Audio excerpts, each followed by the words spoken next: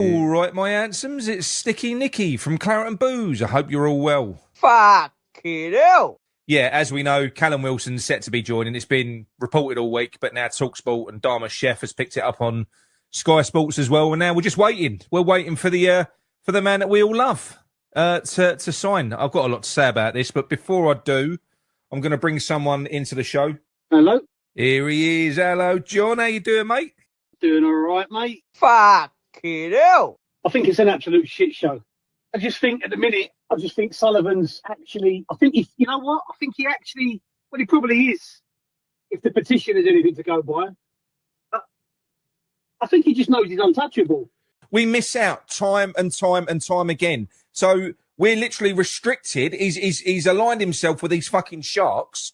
You know, they're all crooks, and we will only sign players. We'll get good players every now and then. We got Wan-Bissaka last year. But on the whole, the way we spend money is shit. I've always said to you, he's happy. He has no ambition, because ambition means he's got to spend and he can't siphon money out, right?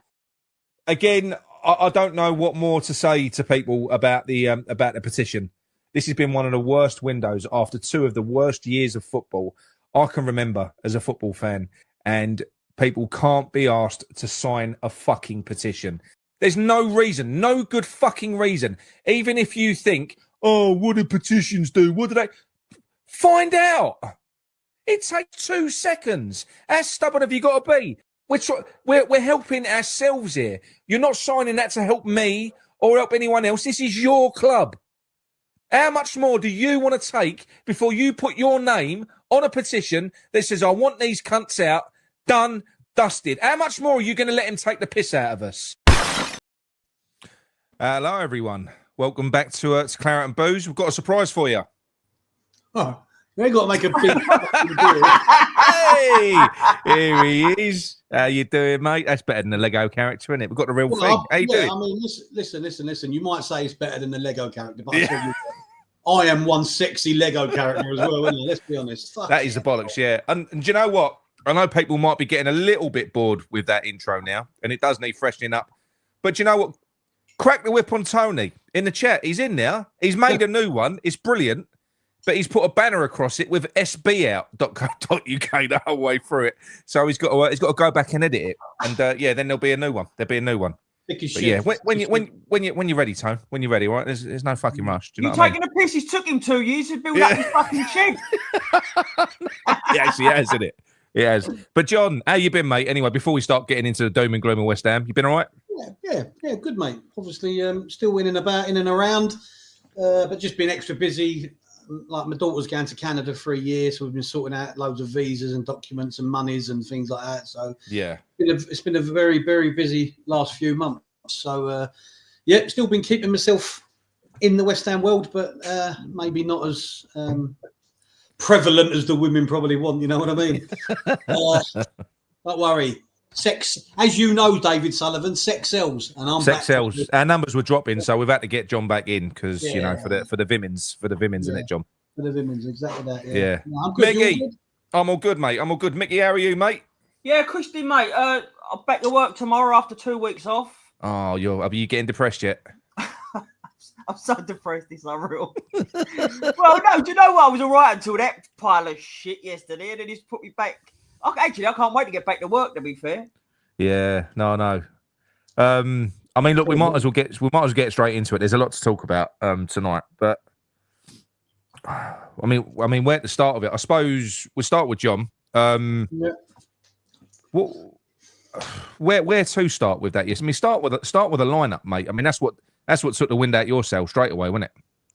Yeah, because I'm always accused of being overly optimistic on here out of the rest of us, right? But I said, right, new season, new start. I was fairly happy with pre-season. I thought it was good. We saw a few kids. Potts seemed to have gained a lot of trust from the management team. He was starting. He was doing well. And then first game of the season against a team who had 7 new players to the Premier League, I think it was, or something. No, only 2 of their starting 11 have had Premier League experience. Granit Xhaka and one other. Right, but they were new to that team, though. It was a new team. To that team. So there's 11 new players. Yeah. And my point is, when I saw that Potts weren't on the team sheet, it pissed me off because I just thought, Potter, right? Mr. Graham Potter, I've backed you a little bit. I've said clean slate. You know, I've been getting a lot of stick for saying no clean slate, right? But what the fuck was that? I mean, the kid, he's not a kid. We call him a kid. He's 22. We keep saying the kid, right? But that's figure of speech. He's played so well. We've all been lauding him. He's been lauded by Potter and players alike. I mean, there was a media video the other day in talking to the West Ham squad saying who's going to have a breakout season. And a lot of them said him. A lot of them mentioned him, right? Yeah. And yet, first game of the season, he's been dropped. But not only been dropped, he's been dropped for a player who, we're told, is on his way out anytime soon. Yeah. A player that, you know, runs like he's running through mud.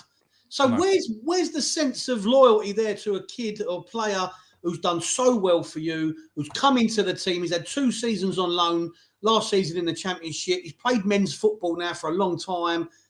It just baffled me. And he looks ready, John, to me. He is from what I've seen ready. of Potts. There's no looking ready. We've seen him play. He's ready. And at the end of the day, in the past, I've said that kids have got to get a chance and all that and bed them in slowly and all that. He's ready. Potter knows he's ready.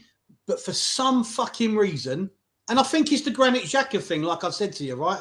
Yeah. I think he thought, I don't think I can put Potts in the midfield of Granit Xhaka. I'll bring in a bit of muscle, Rodriguez, and he'll be able to combat it, which he fucking didn't. He was shit anyway. Yeah, and that really pissed me off, mate. I'm sure it did used to as well.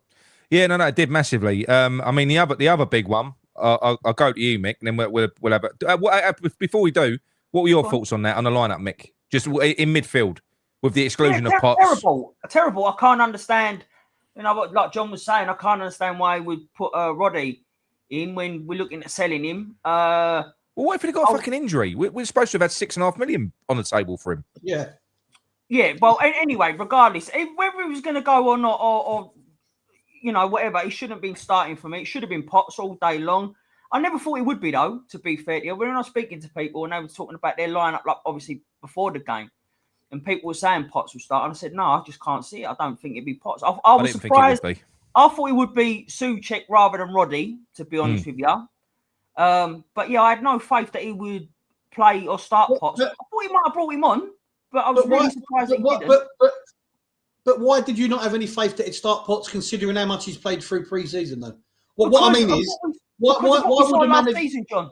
What? I know like Potts weren't here, but what we saw last season of him in the youth, and the minute someone like Scholes had a bad game against the best left wing or right winger in the world at the time, he just fucked him off completely. Didn't play Guilherme, so I've got no faith that he will play the youngsters that are coming through. The only one is the youth who he's actually bought. I get what you're saying, but my point is, Potts hasn't had a bad game to be dropped, has he? No, absolutely not. No, I know. There's no sense in it. There's no sense in it. It makes sense to start Potts, and Potts should have definitely started. I agree with that.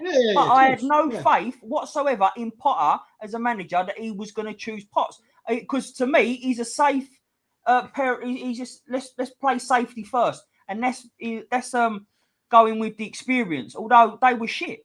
I mean, there is only one player that I could have half tolerated him being dropped for, and that was, I probably wouldn't have argued if he'd have put Alvarez in. Yeah. If he'd have put Alvarez in there, you can't complain then. But to put Rodriguez in there was shit. And the other one that I think you touched on as well. Now look, I ripped into him. I did. Feel a bit bad for doing it because he's a new player and he had a nightmare debut, and that's a new keeper, Hermansen. I'm not happy with what I feel like he's going to bring to the team. But that aside, he's our new player now. We've got to get behind him, you know, and I hope he's a lot better than what he fucking demonstrated he was there. I'm sure he will be. But the way he's done this, John, that's all wrong, isn't it? Like it's all wrong because, all right, he might be our record signing for a keeper, right? But he's not a world-class keeper yet. He may well be in the future, right? So what you've done is you spent £18 million on a keeper, our record signing as a keeper. You've brought him in and put him in the first team after 4 days of training with the defence in front of him. Yep. He's got no relationship, no cohesion and no understanding with them players in a match situation because you can't replicate a match situation in training. I don't care what you say. He's never going to be the same, right? No. So for me, you bring any keeper, unless it's someone like fucking Donnarumma or fucking, you know, absolute top-notch keeper. For me, you can't do what they've done because there's no, you know, defence. These positions, they work as a unit. They got no unity yet. They don't know him yet, and he don't know them. And to drop Areola like that, I mean, we can debate who's the better keeper until the cows come home. Yeah, but again, like Mickey said there, right? Areola's done fuck all wrong to be dropped. Not in pre-season, I don't think. Well, look, he had a mare against Man United, but then the Lille game. I mean, just only a little bit of a joke, but just with the goals that he conceded. I mean, we paid 15 million for him. Do you have to pay more for goalkeepers with full length arms? Because he does seem to sort of. He's got a little T-Rex arms, hasn't he? Did you see him trying to scramble to save them? Because you know what they say, right? He's only 6'1". He ain't that short. Well, look. When you're a goalkeeper, it's not just your height; it's your wingspan. Yeah. So if you've got a 6'6" keeper, they've got a fucking 12, probably a 12-inch longer reach. You know, you put Areola in goal, he just sticks his arm out and gets that one. He looks small. Lego arms. He looks small, doesn't he? Like, I think I've got a fucking longer wingspan than him. He does look small. And also the other thing as well, I've heard people raving about. This is the other thing, and look, I don't want to get too stuck. He was shit, right? I'm not. In fact, I'm going to be nice in this one. I'm not pulling the donkeys out because he would have got one. So we'll save that until next week. I'm not going to do that, but we won't do the player ratings. But he was awful. But one thing that he was brought in for, which was his distribution. I didn't rate his distribution weren't great either. He was knocking the ball into fucking empty spaces, hoofing it up the field. He shanked it out of play a few times. Very Areola-esque.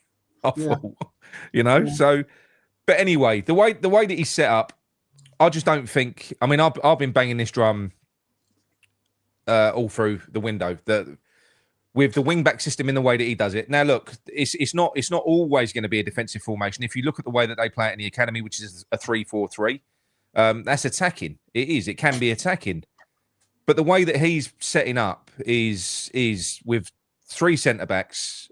He's got 3 shielding central midfielders. So he's definitely, because they're always deep. The midfielders, they're always deep. And that's under instruction. You know, Paqueta isn't sitting deep unless he's instructed to do so. And he often is. He was quite often the deepest midfielder in that lot. Yeah. So our only outlet is going to be sort of getting it out to the wing backs to provide supply for Fulkrug, who had a fucking mare yesterday. Get on to talking about him in a minute. But again, you know, what supply was there really? There weren't. I thought, Wan-Bissaka, as good as Wan-Bissaka is, if these are going to be our main sources of supply, the wing-backs, Aaron Wan-Bissaka struggles to cross a fucking road. He's great at carrying the ball, getting it up the field. Diouf's got a great left foot, but I've still never seen him beat a man. And I do think he looked not great. I've got my reservations about him. I like him, and he's young. He's 20. He's got room to grow. Yeah, he's got room to grow. He's got space to grow, but he's got big shoes to fill, mate. I mean, he's replacing Cresswell and he's replacing Emerson. Cresswell's gone to Stoke. He's had 2 man-of-the-match performances. You know, you've got Emerson, who's a seasoned professional. I don't know that yet in this team, Diouf is an upgrade on what we had, is what I'm trying to say. No, but but he's one. I hate this phrase. He's one for the future. Yeah. But you're right. I mean, what the fuck is going on with Emerson? I mean, Cresswell, he had to go. It was time to go. A lot of the fan base wanted him to go. And I agree with you. He's done well for Stoke in a couple of games, but that is the Championship. So it's a step down, right? But you're right. What the fuck is going on with Emerson? Because, you know, I agree with you. You know, the system isn't working. And like Kerry Happy was saying, like, do you think Potter's actually been supported? Has he got the players in to play the system he wants? Well, maybe he hasn't, right? But the mark of the mark of a good manager is somebody who adapts his tactics. And that's why I like Thomas 100%. Frank. Because Thomas Frank, I've said it before, he used to always adapt his tactics at Brentford. He didn't play just one way. He didn't have one style. He adapted it to who he had available or who he was playing against. And that's what you should be doing. You can't be narrow-minded and have one way of playing, you know, my response to anyone that gives that narrative that says, because he clearly only wants to play this way, which means he needs a certain set of players to play that way, which means he needs to sell everyone and bring everyone in. My response to that is boo fucking who? you're a highly paid Premier League manager. No, it is because you've got a team of players that you've got to work with. Make it fucking work. You just why is Bowen playing? Why is Bowen playing down the middle, John? I mean, we get the best out of Bowen out on the right. We always have. He's had a 20 GA for the last 3-4 seasons, and we're putting him inside. How many people said that? I think that in his plans, Bowen's going to be a striker. That's why we weren't going after a decent striker, because I think in his plans he was always going to use Bowen now. But Mickey, when has Bowen ever had Bowen has played central for us a few times, yeah? Yeah. Before Potter, he's never played well centrally for me. No, never. And there have been fans that have said he could play central. Let me tell you, he cannot play central. End of story. John, what you're saying, and what you've said before, like with the Potts thing, is all common sense and stuff that I actually would agree with you, and everyone else would agree with you. But it's Potter. Potter don't do that. We can all see it. We've all seen it, all these tactics and his formation, just his shit. But he can't. He perseveres with it. I agree with this. Bowen. What? He's supposed to be a head coach, isn't he? But Michael, he's never had his own players. We're fucking right. We've been saying that. Like, he's not. But everyone forgets this now that he's never had his own players. What does Michael mean? He's never had his own players. Well, no, it's because what everyone's saying is you've got to have. What I'm saying is you've got to get him his players. You've got to get him his players. You know, they're blaming that midfield. There's a lot of people that are blaming the midfield that he put out yesterday on the fact that we haven't bought midfielders. He didn't have to pick that midfield. No. He's never had to. Look at last season. He could have chose Alvarez, Paqueta, and Kudus. Now, what a midfield that would have been. Let's be honest, but he didn't. He kept on choosing James Ward-Prowse, fucking Souček, and then Paqueta. Then that way, it was just he's got players at his disposal, especially last year, but he's not utilised them. Fucking me, I'm saying some words here, but he's not played them as they should have been, or what we'd like to see. Yeah, well done on speaking your own language, Mick. Well done. But I said utilise it right now. In the right context. I know I can say that word. I'm going to say it quite a lot. The thing is, when he was playing in his friendlies towards the end of the friendlies, when he had JWP, Paqueta and Potts, right? Listen, I know most people don't seem to be fans of JW, but we accepted that. That was possibly an upgrade on Souček with JWP in the middle, right? Just breaking up that partnership. Breaking up the Deadwood partnership, as you might call it, right? Yeah. So to then retract on that and go back on that, it's just fucking baffled me. Well, he's almost made it worse, John, because at least when you got Souček in there, Souček does have a function which is giving you a bit of a goal for it. He does some. Yeah. I don't really look. Guido didn't have a terrible game yesterday, but that was in the first half, and that was in the first half when anyone just go back and watch it. Sunderland gave us the ball in the first half. They did in safe areas. We was knocking that ball about, looking slick in safe areas. We was trying to bait them in. And Sunderland were going bollocks. They weren't going. They were just standing back in their own half almost. And we was knocking the ball about, trying to find space. We weren't baiting them out because they was in a bit of a low block. And there's no penetration. There's no penetration. None. Danny, Trudge did half talk a lot of Trudge. Let's be fair. Yeah, but again, but I made this point the other day, Trudge. Right, when you're playing in a manner whereby you've got no forward runners. So if you've got a player like Paqueta, you could have Paqueta. You could have Kevin fucking De Bruyne in there. These are players that thrive on through balls to runners. They need runners. When Paqueta picks up that ball and he's looking, who's he going to hit? I mean, I'm gonna move on to Füllkrug, right? He has lost a lot of weight. I saw Michael Levy Jr. made this point earlier on a show that he done, and it is true. Füllkrug looks fit. He looks trim, but I think he's lost a bit of power because do you know he lost the most duels yesterday? 16. He lost 16 duels. I think it must have been against that Ballard. He was getting fucking ragdolled by him. That's the official number, 16. In fact, he even got to the stage where he pulled out wide to get away from him. Do you remember that one where Paqueta slipped him down the right? Yeah. And he tried to turn into Ronaldo with the step but even then, Nick, they're still not playing to his strengths, are they? He's not a back to goal striker, right? No. And the persistence Again, we're doing it again. Why do we have managers that do it again? Like, why did we buy fucking Danny Ings, for example, when we couldn't play a 2 and we wanted him as a 1 when he can't play as a 1? And now we're doing it with Fulkrug, where And he Wilson. needs... And Wilson. Well, now we're doing it with Fulkrug, who needs wingers, and we don't have Yeah. any fucking wingers on the pitch. It's like why do these managers constantly want to make things hard for themselves? It's either borderline fucking arrogance or stubbornness, or I don't know. Listen. My belief is that this geezer ain't stupid. He knows football. None of them are stupid. As well, if not better than all of us. He does, and he knows probably what he needs to do to get the best out of some of them players. But I think you've mentioned this before. When you get these players that are these managers that are so hell bent on putting their system in place over everything else, it's selfish. You remember it with Company. Company came up and he was insisting on playing this brand of football, even though it was fucking Burnley. They was going down with a whimper. But he carried on with it because what he was doing was showcasing his ability to coach football a certain way. And his reward for getting Burnley relegated was getting the Bayern Munich job. So Potter is insisting on doing this system over and above what West Ham need. He might get a Barcelona job. What's that? He might get a Barcelona job. Listen, Chrissy James, teams came in for Kudus, not to get away. Maybe because he had a fucking bet scandal over his head and no one wanted to touch him. But now he's clear of that, Chrissy James. I'll tell you, I mean, people are talking about, supplying from the left. Do you see fucking Kudus's two crosses? Yeah, of course. But then it's not a surprise, though, is it? It's not a surprise. A lot of the fan base slaughtered him last season, but he didn't have no outlet. He didn't have nowhere outlet where to go to, but he was still taking on players and like fucking running around. But so he's never surprised that he's going to be class. No, he was going to be, but no, for me, I think this does. I think this look. At some point, you have to accept.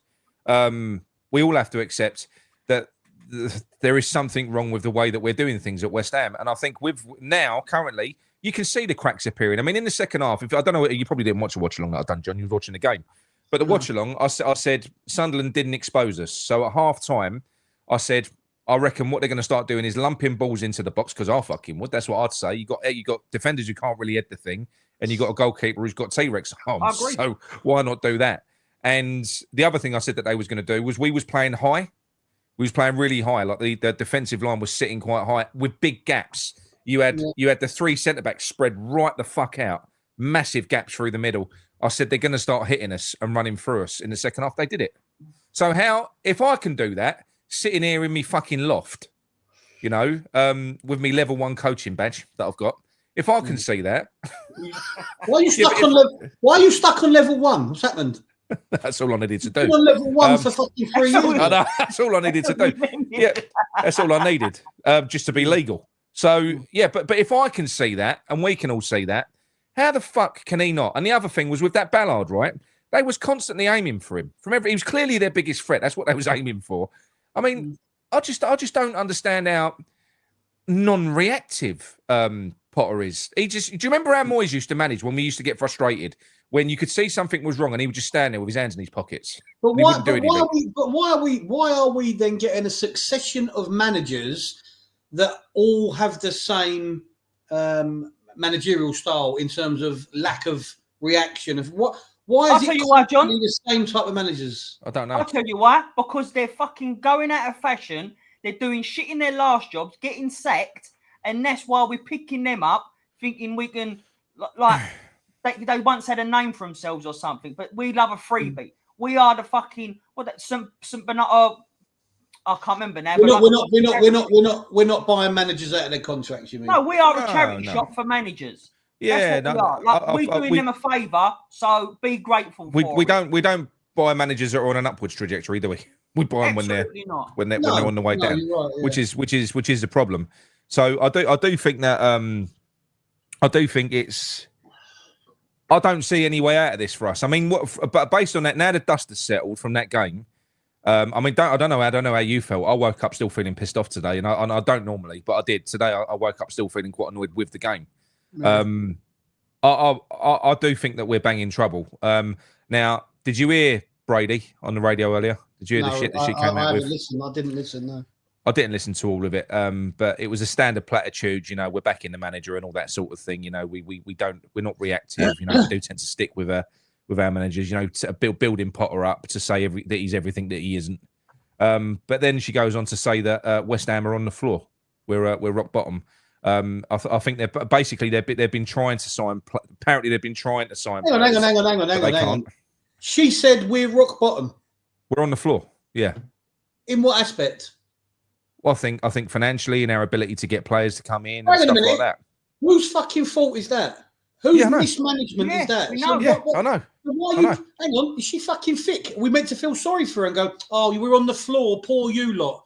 They're the ones that have put us on the fucking floor. If we are financially on the floor, that is them. That is in their fucking hands. 100%. We don't own a stadium. We've got no running costs. This was meant to be great business. And if great business has turned to us being on the floor within the space of 9 years, then they need to look at them fucking selves as business people. And in that 9 years, John, we've had 2 or 3 bailouts with the Declan Rice sale, the Daniel Kretinsky money. Yeah. We've had a couple of bailouts in that time as well, and we've arrived after 9 years with a couple of bailouts. I mean, how bad has it been run? I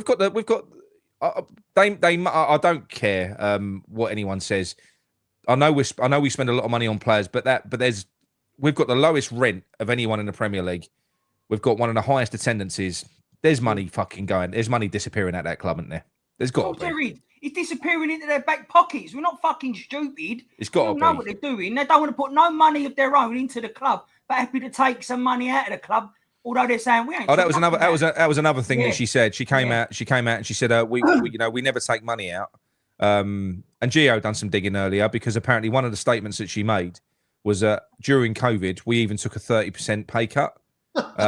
Well, he went on Company's House, and the only thing that you can see on Company's House is because I think she's the only one that takes a salary. The other board members, Kretinsky and Sullivan and all that, they take money other ways, as we know. So she's on a salary, over £1 million a year it goes. But during the period where she said that she takes she takes a pay cut, it goes up 30%, not down 30%. It goes from 1 million to 1.3 million in that year during COVID. So yeah. Look, I just think what is your upshot of this for this season, John? Now, do you think if nothing else happens, because look, listen, stuff might not happen. I've heard today that we can't get the money that we want for Alvarez. We can't get the money we want for him. Fucking play him then. He's a fucking he's an international captain. He's fucking won the Gold Cup, whatever you want to call it. Call it Mickey Mouse, call it what you want. He's an international captain. He shows heart, he shows passion. And, let's go back to last season when people used to have a go at him for picking up the odd yellow card. Would you rather have someone picking up the odd yellow card or a fucking passive parting of the Red Sea centre midfield without him in there? I'd rather have him. Right, John, again, I agree with you. I see loads of comments, right? That what you just said, I see loads of comments say they would rather have a James Ward-Prowse than a liability of Alvarez who could possibly get sent off. And honestly, this was their comment for it. What they're saying is now. So basically, if it's a Lucas Paqueta, because Lucas Paqueta is gonna misplace passes because he takes risks and he passes forward, so that's going to happen with him. He's a liability. If you're somebody that's the way that you play, you're liable to get a fucking yellow card. They're a liability as well. I don't know what these people want. Lukewarm, piss boring fucking footballers. I don't know what they want. I've always said to you, and I repeat myself time and time again. I'm sorry if Sullivan doesn't have any ambition. He just wants to stay in the Premier League. And if these fans are happy with mid-table mediocrity, right, which is what it is, it's lower than mid-table mediocrity, right? Yeah. We're not that old. We're in our 40s. You can't be go and watch the fucking Bournemouth-Liverpool game on Friday. The fucking pace and speed that game was played at. Way off it, mate. Bournemouth 2-0 down and still taking the game to them. We were built, in my time supporting West Ham, on passion, on heart, on fight, on passion for the badge. You don't even have to go that far back to see players that did that. Noble, Zamora, Harewood, Cresswell, back in the day and all that. These players knew what Ogbonna. Couple of years, Dawson as well. We've had him just recently. Look, Rodriguez doesn't want to be there. Don't play him. And he's shit. Yeah. We can win Alvarez over, right? Yeah. he was all smiling when he came back into the pre-season and all that. The media I department. don't buy the media department. Listen. You don't buy it, whatever. They can edit it how they want. But he was smiling. Nobody's going to tell Alvarez. You think somebody's going to tell Alvarez, right now, smile, Alvarez? But I'm pretty sure that Alvarez don't think his teammates are cunts. That's what I'm saying to you. So what I mean is, if he's still getting all of his teammates, he can be won over. And they want him gone. They want to sell. They want to sell people. They want to sell people late in the window, which means it's too late for us to do any business. It ain't fucking rocket science because he does it when he wants to do it. He plays us for fools. My point is, if you're a West Ham fan and you're happy with passive, aggressive or passive football, I don't know what you're supporting West Ham for. That's not what we're built on. It's absolutely not. I mean, Obsidian says here, I would settle for mid-table mediocrity this season, but we're currently far below that. So now look, this is a problem, right? And I think that not as fans, we can say what we want. We don't affect anything. No. But I think that we've aimed for mid-table mediocrity this year. I think that's what we've done. I think he aims for that every season. Yeah, but you can't in the Premier League, and that's because at some point, because everyone else in the Premier League, they're trying to improve. Well. Think about teams like Villa. How many times were they just mid-table and then they got relegated? I know they're doing Yeah, exactly. Right, Middlesbrough, mid-table mediocrity, ended up going down, ain't come up for years. You're right. You have to aim higher, and we're never ever going to aim higher under this stewardship, and we've got to get used to it, right? Whether we go down this season or next season, we will go down, and people ain't going to like it in the chat. I don't give a fuck. And I'm bored of it all. I'm bored of it all now. I don't know what else it will take for fucking Sullivan to fuck off, and the only thing left is relegation. So I don't know. No, I mean, look, don't get me wrong. If we got relegated, I would embrace it, but I can't bear the thought of a season that leads to relegation. I can't. I mean, another 37 games of pain. Short-term pain, long-term gain. Yeah, maybe, mate. Because what the thing is, look. I just don't know. I think it worries me because if you look at all the stories that have been coming out about the finances, I'm not going to talk about it because it's fucking boring. But we're in the shit financially. We're in the shit financially. When we was at Upton Park, we could, we could get relegated. You could, it was fine. We could be shit at Upton Park. But imagine sort of 20,000 fans rattling about in that stadium in the Championship. I think we'd struggle to come back up again. And I know we've always bounced back. It took us 2 years the first time, and I think one, if you go back in our lifetime, 2 years the first time, 1 year the second time, and you get the parachute payments. But if it don't happen, and it's really competitive down there, isn't it, John? The Championship, it ain't fucking easy to get out. So there's no guarantee. So I don't know. If you look at Sunderland, they fell through the they only went to League One, but they fell through the leagues. 8 years they was out in the cold. And I just don't know. I mean, even if we don't get relegated this year, where are West Ham actually going under this ownership? Nowhere. Where are we going? Nowhere. Because we know that he's they're happy to just sort of they'll be happy with 17th all the time. Just stay in there to get that cash cow going, to get money out. That's the ambition of our owners. It's Premier League status. Premier League status is the only thing that matters to them. And I get it. Of course, chairmen of football clubs want to be in the Premier League.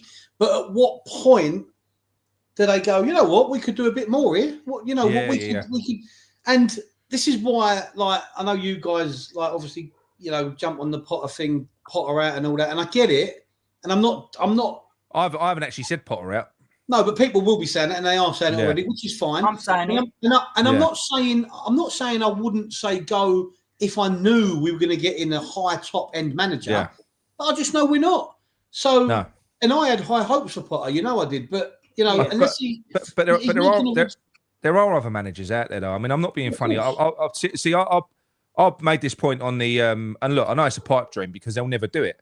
But for us, when you look at the state that we're in now, and you look at how they've struggled to go outward to find a replacement for someone to take us on, and when you look at the crop of players that we've got coming through, we've had a little glimpse of them, and they're not even we've got loads of these young players that have been coached a certain way.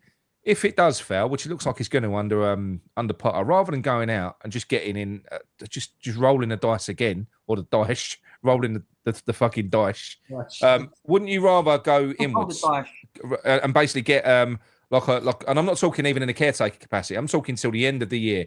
Have a development year where you bring in, say after 10 games it don't work with Potter, and then for the final 30 you bring in fucking Kevin Keane, Potts. Yeah, but Nick, even with how many times did we say that? And then how many times did other people say that with Loppy? But then they didn't do that with Loppy. No, but what I'm saying is you bring that in, so you've got that West Ham connection. You've got a group of people that know these kids that have brought them through all the fucking through the development at West Ham. And then do you know what? Any of the senior pros that are disenchanted with West Ham, of which we're going to have many, and I feel sorry for them, but we will be on our 4th manager in about 18 months. They're going to feel fucking lost and they ain't going to want nothing to do with West Ham. Well, if you've got any players that are at that stage, you've got to get rid of them. I don't blame the players, but you just got to let them go. Just fucking and almost start again. And then go forward for the rest of this season, having a go at playing football with a mix of, some youth academy players, some senior players. And if we're going to go out, we go out on our fucking shield trying to play football rather than doing what we're doing now. Because it's boring. It really is. You're right, John. I don't trust. Now, after what happened, I don't trust them to replace Potter well. That doesn't mean I don't want him to go. I'm not saying Potter out, but I'd be happy if he went. Yeah, but let me just ask you something, because everyone's in the same. Everyone thinks the same because of the experience that we've had with them. But do you honestly think Sean Dyche, if he come in, would do a worse job? He wouldn't be worse, no, but he would be good and he'd keep us safe, and then we'd be back in the Moyes situation again, because Dyche is a ripcord manager, pull this cord when you're in fucking trouble, and he'll come in and he'll say, but then we'll back him to do a project which he ain't capable of doing, and we'll end up hating him because he's still playing the shit football. And it's that rinse and repeat shit all the time with what West Ham do. But I just can't see any good coming from Potter. I really can't. And this is going not just from the weekend, but this is going back from like last season when he was in charge. Look. I never wanted him here. I didn't. I think, there's probably only one thing that I'm probably going to agree with Sullivan about, and that's apparently his opinion on Potter, which is why he didn't want him. Was he said that he thought that Brighton's infrastructure and their system flattered Potter. Yeah, which is a great thing to list, like to hear. But in reality, he has employed him and he has sort of backed him in selling these players off. So he might not have liked him. He's backing him.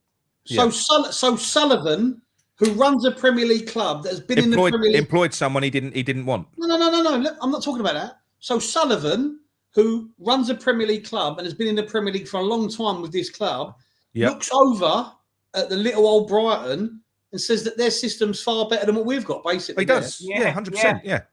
So he should be fucking ashamed of himself then.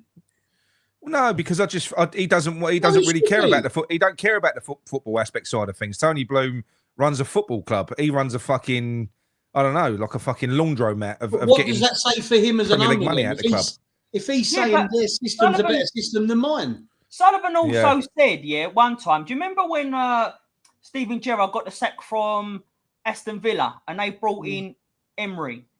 Yeah. Right, and then they started overtaking us in the league. And then Sullivan and Moyes come out and said, we want to be looking at being on the same level as Aston Villa. Well, fucking last season, we was way ahead of them.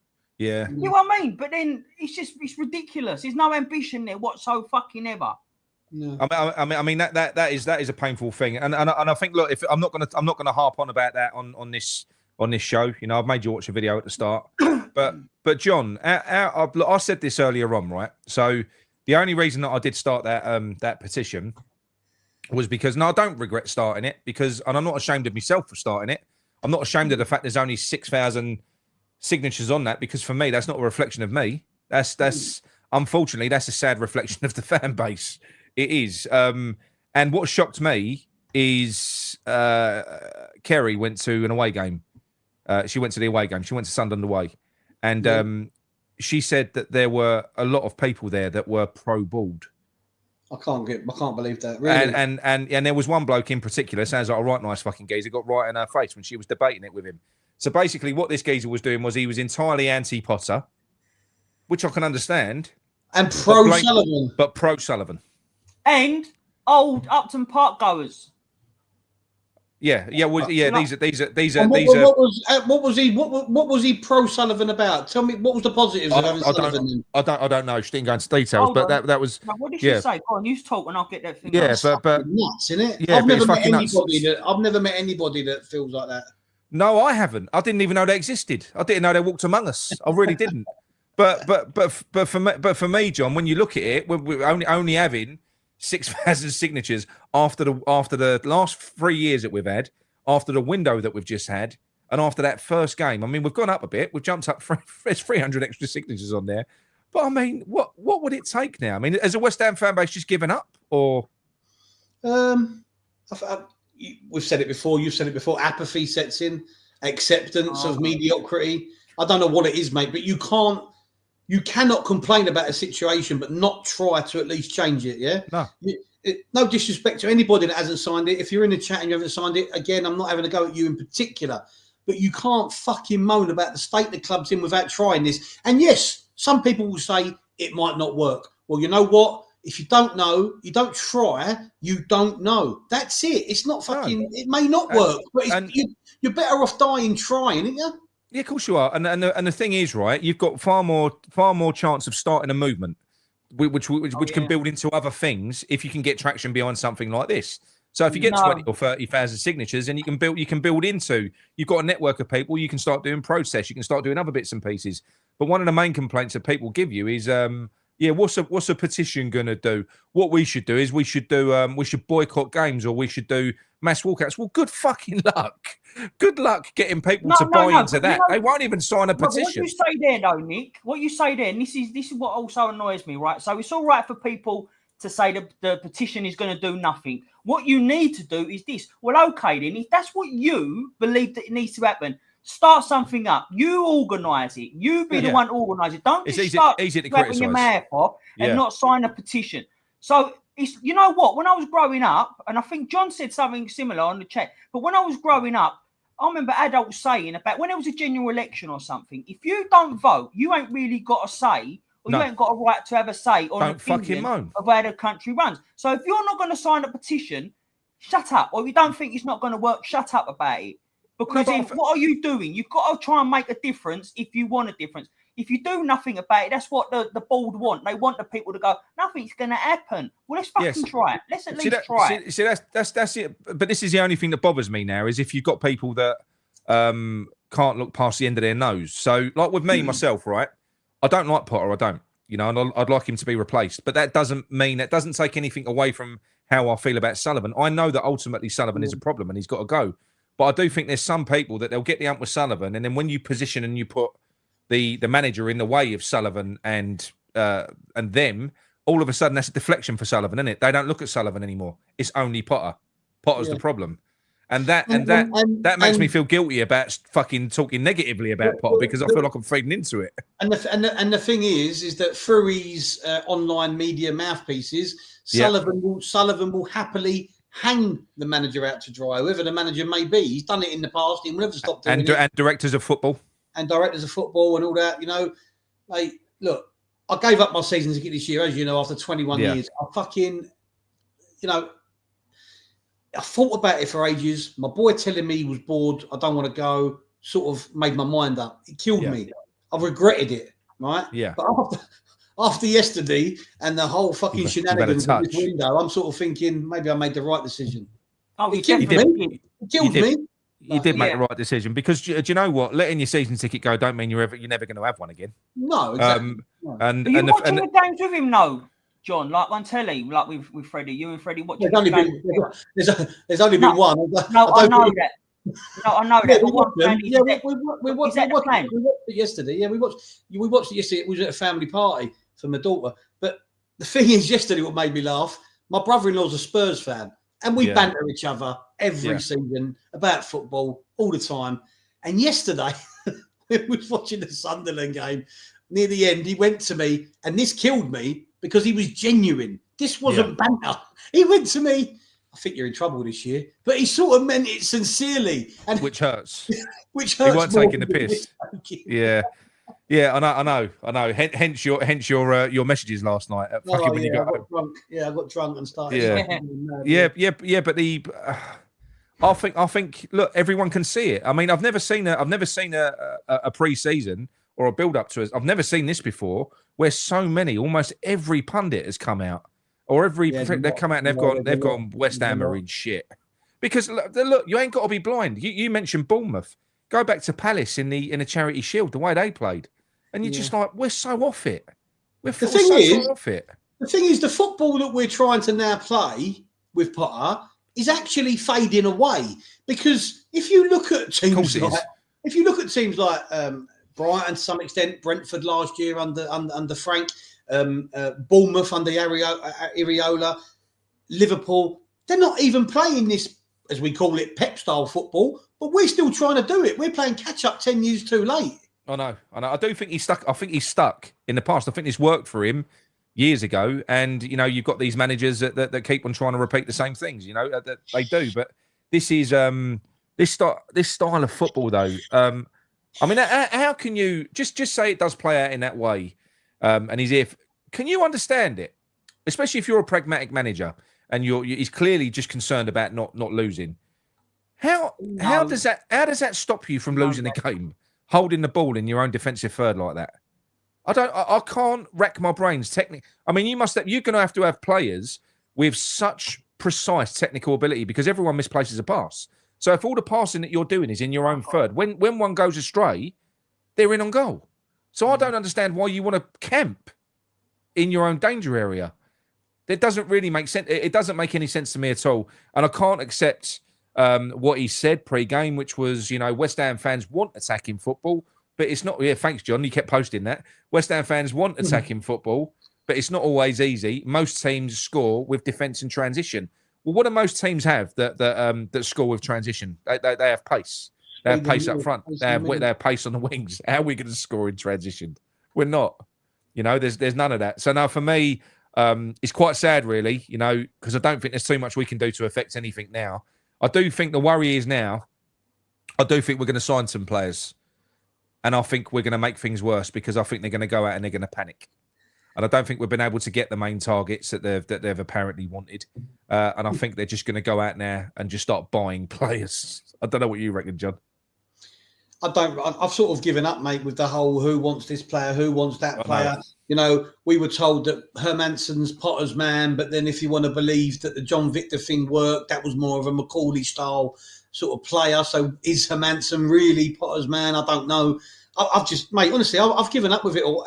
I'm laughing at my own club. I'm laughing. I know. I'm sort of almost mocking my own club, and it kills me. But I'm honestly, mate, I'm done with it. I'll support them from afar. I'll watch it on the telly, but I'm just so done with it all. I'm so bored of it all, as I'm sure you are. It's just fucking draining. It's draining, mate. I think when I saw that the lineup yesterday, I went into that sort of that mode of where you're laughing, gallows humour, that disbelief, laughing, like where it's what the fuck is going on, and then 3-0 just sort of. I was just. Yeah, it was just crazy. 3-0 against Sunderland is mental. The thing is, I knew the game would be hard. I didn't think we was going to go up because it was. I didn't think we'd get walloped.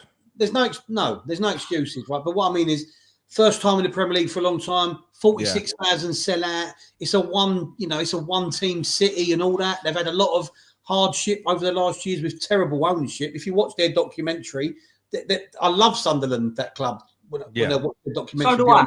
Thing, right? But we should not be going up there and getting pumped like that.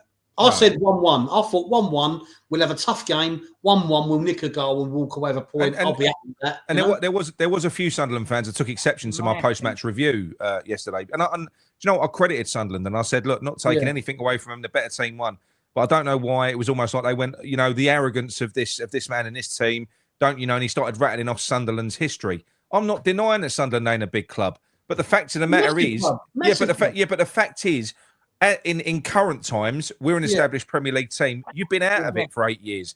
We shouldn't be getting beat 3-0 by you on the first game of the fucking season. If you don't want to be in a relegation battle, sorry, John, I think if you don't want to be in a relegation battle or struggle, you've got to be beating teams like Sunderland, whether it's their like opening game and all buzzing and that. As you're right, we're meant to be an established Premier League side. We've got to be, we've got to be beating them teams and not getting smashed 3-0. No, we actually played yesterday like you would expect teams getting promoted to play. A little bit fearful, a little bit scared to make a mistake, not really taking the game to the other team. Possession is 2/3 of the game. If we've got the ball, they can't have it, they can't score. And it was a little bit as a neutral, John. passive. As a neutral, if you didn't have a dog in the fight, and you was watching these teams, you knew nothing about them, and somebody said to you, "Why the new promoted team?" Yeah, we're the newly promoted team. That's what you'd think. You would to some extent. You're right, 100%, mate. Well, yeah, but we've said it before under Moyes and to some extent Loppy. Why do we not take the game? You know, Mickey said before, we've got the players to be doing better than what we're doing, but for some reason Potter's cutting his nose despite his face and the stubbornness of him. Look, I hope you know he took JWP off early yesterday, didn't he? He had no choice. He had no choice, did he? Let's that face might it. be. Listen, I always look for the positives. It might be a case of now he's thought, well, maybe you're not up to scratch, mate. Maybe I'll have to bring in some new blood, i.e., give Alvarez and Potts a chance again. You know what I mean? Yeah, maybe. Yeah. He done that towards the end of last season, John, and that's why I took a bet with Amos Mikey that he would not start James Ward-Prowse and together because I couldn't see it. I just really couldn't see it. I didn't think they would still be here, but they are. And he's also made James Ward-Prowse the vice captain. So to me, that don't scream he's going to be dropped. No, that's fine. Well, what we're going to do now, don't phone in yet. I've just got to text my son. 1 second. So we got Ben. But yeah, right, John, what I said was that I believe at the moment we haven't got a squad that's relegation fodder. I really don't believe that. But I do But I do believe that with Potter as manager and this squad, we do. Let me tell you this: we're not relegation fodder, but let me give you this scenario: we sell Paqueta and Alvarez. What then? Well, that's why I said right now, as it stands right now. But then it's getting very close to being that scenario, and it's wrong. Right. Okay. I'll tell you before we go into the calls, John. Talking about this fucking bullshit with the ITKs, which has been doing my nutting over the years, over the summer. You know, am I going mental here, or are they just as fucking culpable with this shit in terms of manipulating the fan base with the way that it? I mean, we've been trying to drive this petition, trying to do one thing, and then do you know what? It just feels like everyone else has just been working against us, and it all stems from Sullivan telling people what to push. You know, oh look, they're talking about a petition. Link this with Harvey Elliott. Go on. Put that out there. No, do you know what I mean? Do you know what I mean? No. Yeah. Shut them all up. I don't want to get in raz with people about it all, like people who do other YouTube and ITKs and all that. I don't mean it disrespectfully, but it's going to be disrespectful. You're as culpable as Sullivan in all of this. You're as culpable. You're as culpable as you know. You're helping to divide the fan base. You're helping to make people, whether you agree with it or not, people like me walk away from the season tickets because what you're doing is you're peddling the shit and then you're dividing the fan base because people are still falling for the shit. And as a West Ham fan yourself, you're not an ITK first and foremost. You became a West Ham ITK because you're a West Ham fan. Is that right? Yeah. Well, therefore, you should have a little bit more self-respect. And again, sorry if you don't like this, whoever is an ITK or claims to be, but you're just fucking part of the problem, a big part of the problem. This sounds such like Groundhog Day. I actually feel like I'm saying something I said exactly a year ago today, probably. Yep. Yeah. But it's why I don't watch a lot of other channels. I only watch the ones I know that don't have an agenda, shall we say, or a message from fucking the secret sources. And I won't fall for it. And they're probably laughing. Some of them are probably laughing now because a lot of them are quite fucking smug, in my fucking opinion. And they look down their nose. And it's not about people who are on the ITK circuit making money. That's fine. That's not the issue, right? You want to make money? Good luck to you. Fantastic. You know, us three would love to do YouTube and not have to fucking work, right? But that's good luck to you. But please don't think you're not part of the problem because you fucking are, unfortunately. And I'm sorry if that offends anybody, but you fucking are. I know you've had a bit of stick off people in a few weeks ago and all that. That's fine.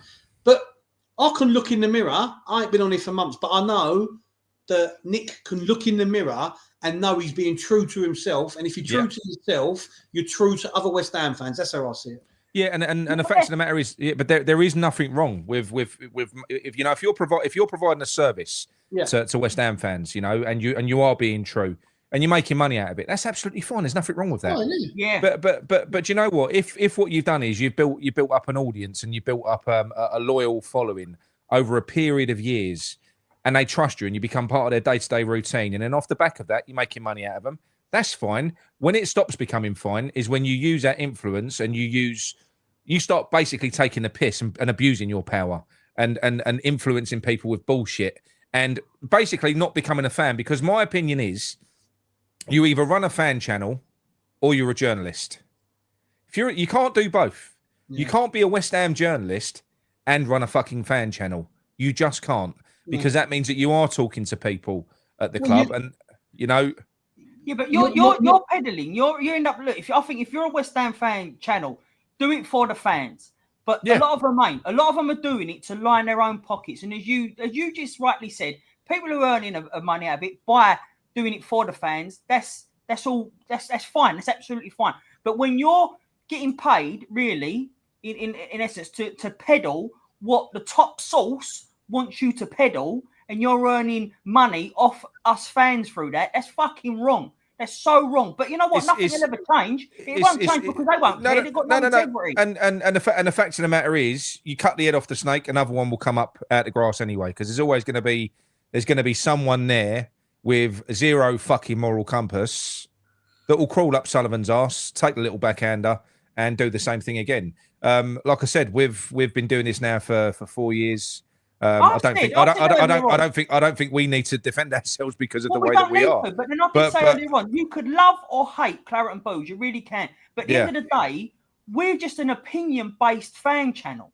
We don't peddle what is getting told for us to be peddled at and earn money off of it. We earn not one fucking bean out of doing this. We do it just purely because of the fan. Again, like or dislike our opinion. We're truthful. We're honest people. Yeah. We don't get nothing, no backhanders from any fucking top sources. And I think it's wrong that anyone does. But right, well, I'll tell you what we'll do now anyway. Let's go into the phone calls. 1 minute. People still phone into this shit channel, do they? They do, I know. It's fucking mad. By the way, thank you very much. We've had 1,000 people watching us for ages. So it must be you, John, because I ain't dropped off. Got bored. The women know I'm back. The Amanda and Happy put it on the female West Ham group chat, and all the women. I'm not married anymore. Look, took my ring off. I'm not married anymore. So, mate, you're in trouble there. You're in trouble. She don't watch it. Well, do you know what? Somebody you ain't spoke to for a long time, John. Our mate Gary. Who? Gary, you there? Hello, mate. How are you? Romford. Gary Romford. Hey, mate. Hello, John. Hello, mate. You all right? Good? You good? Hey, John. Yeah. I'm about pissed off as you are about it, the whole thing. Terrible yesterday. I mean, this could be the season we go, you know. I know we can all get a bit exaggerate sometimes and overreact, but what I watched yesterday was just terrible. It's terrible. Yeah. And the thing is, this manager, he's not going to turn this around. This system's not going to work. How you can play 3 centre backs and then give 2 balls away to goals, you know, the headers. There's none of the centre backs are any good in the air. I think Mavropanos is probably the best aerial player. And you know what? Some people were, saying about blaming Sullivan. Some are blaming Potter. They're both to blame. I mean, Sullivan's obviously. I mean, I think James on E20 says he's the one that you've got to think about who's causing the problem. But at the end of the day, what I will say yesterday was Sullivan did pick that team. He didn't leave Potts out. He didn't leave Alvarez out. Yeah, he's not telling Potter to play three at the back where it doesn't work. So Bowen, your best player, is again out of position and he's ineffective, like John says. And the old clubs, it's just a fucking shambles, isn't it? It's just a shambles from top to finish. And I think this year Sunderland and Leeds are going to stay up. I think West Ham and Wolves are in real danger of going down, maybe with Burnley. That's my prediction at this moment in time. You mean, and I'll tell you what, John, I've got to say one thing. I'm not going to say this tonight, but I'm going to say it. And there can be some people on the show that's going to agree with me, and some are going to disagree with me. Spit it out, I said months and months ago, when we got rid of Moyes, I said this club would revert back to the shambles it was before he come in. Now, I know some fans are automatically going to turn around and point to the last season when we got beat 5-0, 5-1. But now I can point back to the previous 3 seasons when we finished 6th, finished above Arsenal and Tottenham, finished 7th, right? And we were playing twice a week in Europe for 3 years. These two managers hadn't had that problem. So obviously, sometimes the standard of football wasn't as great entertainment-wise. But the fact is, West Ham were challenging top 4. What we would dream of now to get anything a million miles away from that. Now, listen, I'm not saying Moyes was a finished article. He made mistakes. But what I will say is the fan base as well. A lot of wanted Moyes gone. One of the reasons I didn't understand it, and what people didn't think it through was, you started getting rid of Moyes, which we done. But did you honestly trust Sullivan to get someone better? I did. That's the thing. You did. I genuinely thought we was going to get a totally different style of play under the manager, but we didn't. We just got the same sort of shitty managers, and then we might as well have kept Moyes if that was the plan all along. But Gary, just let me interject now, right? Because I'm going to. Yeah, go on. Okay, right. So I'm going to take umbrage because all we've had over social media are these fucking rose tinters, which is clearly what you are at the minute. And I love you, Gary, but you're rose tinting, mate. Now, David Moyes gave us 3 years in Europe. He also spent 500 million, and by the time that he left, we was getting battered week in, week out, and we had the oldest and smallest squad in that league. One of the players that we've seen this year, Ekitike, going to Newcastle, we turned him down for 12 million. He's turned down countless fucking players, this geezer. Yeah, but Nick, wait, one second. Let me fucking finish. Right? This is really annoying me when people go back to the David fucking Moyes thing. He was shit. He gave us 3 years. He was a disaster recovery manager. He was never, and I tell you now, we sacked Potter and we went and got Moyes back, I'd be fucking fuming again. I hated football under him. I respected the fact of he did what he did. But mate, you can't. You can't overlook. You can't overlook the state he left us in. Part of the reason that we're in this. But hang on, Gary. One of the reasons we can't spend money now is because of him. No, I don't agree with that. No, I don't agree with that at all. I would say, listen, Gary. I'll make Gary right to some extent, right? In terms of fucking hell, we was playing 2 games a week. There was some enjoyable moments, and we did win the European Conference. Yeah, but what Gary's saying is we should have stuck with Moyes and we'd have been in Europe now. No. So what I'm going to say to Gary is, Gary, you're right. We did have some great times under Moyes, and they did, to some extent, mate, cloud over the bad times we had. But you were right. He did have 2 games a week, and we did win the European Conference. But as an ownership, they should be then looking to the next level. They should have been then looking, and we was in a position of power as a club. We just won a European trophy. We was on cloud 9 as a fan base, right? Quite rightly. That's my point, John.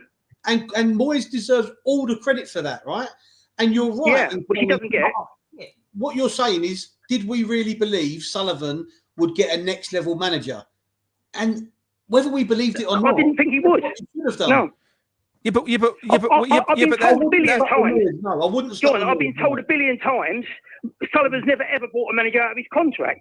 So where did you honestly all think he's going to get this next manager? But Gary, what did you want then? So that last 2.5 years of dog shit football that we had, 2.5 years. It wasn't 2.5 years. It was 2.5 years, Gary. It was yes, it fucking was, mate. 2.5 years.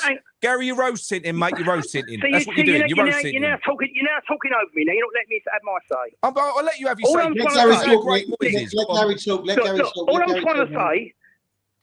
I'm trying to say is you can take the 4-year period under Moyes.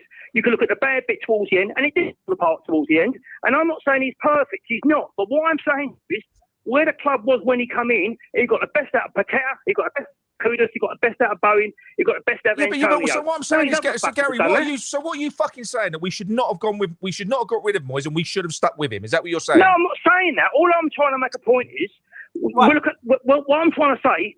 That even the last season, up until December, we were in the top 4. We beat Arsenal, Tottenham, Wolves, and Man United in the space of a month. It fell apart after the Christmas period. But we were playing in Europe twice a week, Nick. We got beat by Arsenal. We was 5 or 6-0 down with 60 minutes after 60 minutes against Arsenal. Hold on. Right, so I think I know what Gary's trying to say here, yeah, right? So he's saying, did we really? You're missing my point here, right? No, but I think you were going to say Gary's not saying we should have stuck with Moyes. Well, I don't understand what the point is. What's the point in reminiscing about Moyes? This is the reason why I expected it. This is the reason why I expected it, because Moyes did get us into Europe. After Moyes, we needed to go that next step. Moyes took us as far as he could possibly go, so we needed to take that next step. And I genuinely thought, because of all the fan like all the fans that were moaning about the style of play and everything. That is the main reason why we wanted Moyes out, and because it was so boring to watch it. So I genuinely thought, I thought the board would take note of that and get that next step manager in. After the cup. Even Nick admitted last week. The first 2 seasons of the Moyes, when we were breaking on teams, and Bowen, Antonio, Lingard, it's far more exciting than watching but Gary, then I backed it up. You only listen to what you want to listen to. I said counter-punch football is only got a short lifespan. When you're good at counter-punch football, it stops working.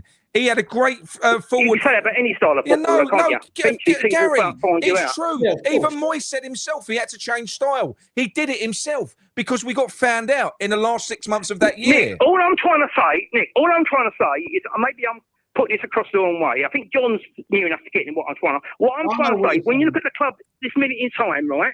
Look at this club in this minute in time and the fucking mess we're in now, and compared to the first 2 seasons, 2.5 seasons of the Moyes, 3 seasons in Europe, we were challenging the top 4 places. We're a million miles away from that now. That's all I'm saying. So was I'm we. not saying Moyes was perfect. So hang on a minute. So what I'm saying is, what is the point you're trying to make? Did we? What I'm trying to point is, Nigel Khan, who's probably the most sensible West Ham fan I know, right? He said with the Moyes thing, he said, I'll never forget what he said. He said, enjoy the ride, lads. Enjoy it, white, because it ain't going to last. Yeah, but he was right. Yeah, but what I'm saying is, so what is the point ultimately that you're trying to make from this? Let me say, what I'm trying to make the point is, listen, I know it went wrong towards you. I'm just trying to say we should appreciate a bit more what Moyes done when we were here. And where we were in the big boys table. We were challenging the top 4 for 2 or 3 seasons. So now 1 second. But again, Gary, say what it is. What I'm saying is, towards this now, so what are you saying? Well, what are you saying, Nick? I'm asking you. Let me put it this way. We wanted Moyes gone. He's gone. You got the Petiga. You want him gone. We now want Potter gone. So what do you actually all want? What do you want? You want entertainment. In the fucking entertainment. You want entertaining football, Gary? And that's it. Entertainment. So Gary, what do you? Yeah, but Gary, what do you? So Gary, what do you want? I'm asking you. This is the toughest league in the world. So what do you want? Can't go out and entertain. So Gary, what do you want? More to it than that. So tell me what you want then. I want to get the club back to where we was. I'm not saying I want to go back to the Moyes towards the end, but I would like the first 2 seasons how we was when we were, for example, right? Well, you need a pandemic for a start. Moyes knew play to his strengths. He had a Bonner, he had Zuma, he had Dawson. We played a low block, we counter-attacked. Them goals we conceded yesterday would never have happened under him with them centre-backs we had. We've got centre-backs that are absolutely fucking rubbish, useless. We've got 2 good... we should go to a back 4. Get rid of this 3 at the back. It doesn't work. I think we all agree with that. No, yeah, but I do agree with it. I've never wanted people won't this. appreciate. Gary, have you signed a petition? People can't appreciate. What do you mean can't appreciate it? Mate, honestly, I don't. Nick, I've been watching West Ham for a long time, right? Yeah. A long time, right? And I've seen this club for years do absolutely nothing. I mean, John will tell you, we were like first trophy in 43 years. Johnny's older than me, to be fair. Yeah, Johnny's older. I'm just saying, I remember the Laro 86 season. I remember winning the FA Cup 75 and 80. But generally speaking, the last 25, 30 years, what has this club achieved? It's nothing. The most underachieving club in the Premier League. It hasn't, but I've never taken away and from... all you all want is it's entertaining football. This fallacy about we're going to go out and entertain... Well, we ain't got entertaining football now, Gary. We ain't got entertaining football now and we're losing, so you should be happy. You should be happy. I'm speaking to myself, it's puzzle. But then you say about his bollocks, yeah? But what you're forgetting, you saying about we should put respect on Moyes' name, and we do for them first 2 seasons, right? But for the last season off, maybe 2 seasons, probably even longer, he was shit. And let's have that right. It was. I just said that. Nicky, I just said that to you. Why would you want him, Gal? Nicky, I just said that at the start of my conversation. You look at the 4-year period of Moyes, right? You can pick out the latter stage when it went wrong. You could have said to Moyes, let's do a rebuild and do it. He earned credit, could have done it again, but we didn't. He knew he was going. The players knew he was going. It all fell apart. But you can't tell me, Mickey, you didn't enjoy them first 2 seasons when we were breaking on teams, beating them 3 or 4-1 away from home, smashing teams. I've never said that. That's all I'm saying. I want to try to get back. So Gary, so how do we get back there then, Gary? Well, this is it. This is a quick question now. I could ask you the same thing. We're all having look, end of the day, we all love West Ham, right? John's given up his season ticket, right? You all watched West Ham for many, many years. I love the club. And I watched that yesterday and I was sickened by what I saw. Yeah, sickened by it. No, there's nothing there. And all I'm saying with the Moyes thing, at the early part of the season, we were proud of the side. We was to go away from home, break on teams, used to smash teams. Now, I don't know what the answer is, what manager you get. If Sullivan's not going to put his hand in his pocket and buy a manager out of contract, then we're going to get another Lopetegui, another Potter. What is the point? We're going around in circles. All I want is the club to get back. So the thing is, Nick, what happens is a lot of younger fans, we've been spoiled. Let's be honest about it. The last 3 or 4 years, when we was in Europe, people were travelling, enjoying the trips. We were being spoiled. And now we've gone back to what it was before. That's all I'm trying to say. Look, I know. Look, Gary, I love you, mate. I don't agree with you on the Moyes reminiscing. Look, no, I'm not reminiscing. I get it. I completely understand loving the fact that we was in Europe and loving the fact that we was enjoying it. And you're absolutely right. When he came in, he did a good job. And I've said this a million times, mate. So I actually have. Yeah, it went wrong towards the end. I agree. I have said this a million times. This is why I don't understand the point of what you're trying to make, because I've said it till I'm blue in the face.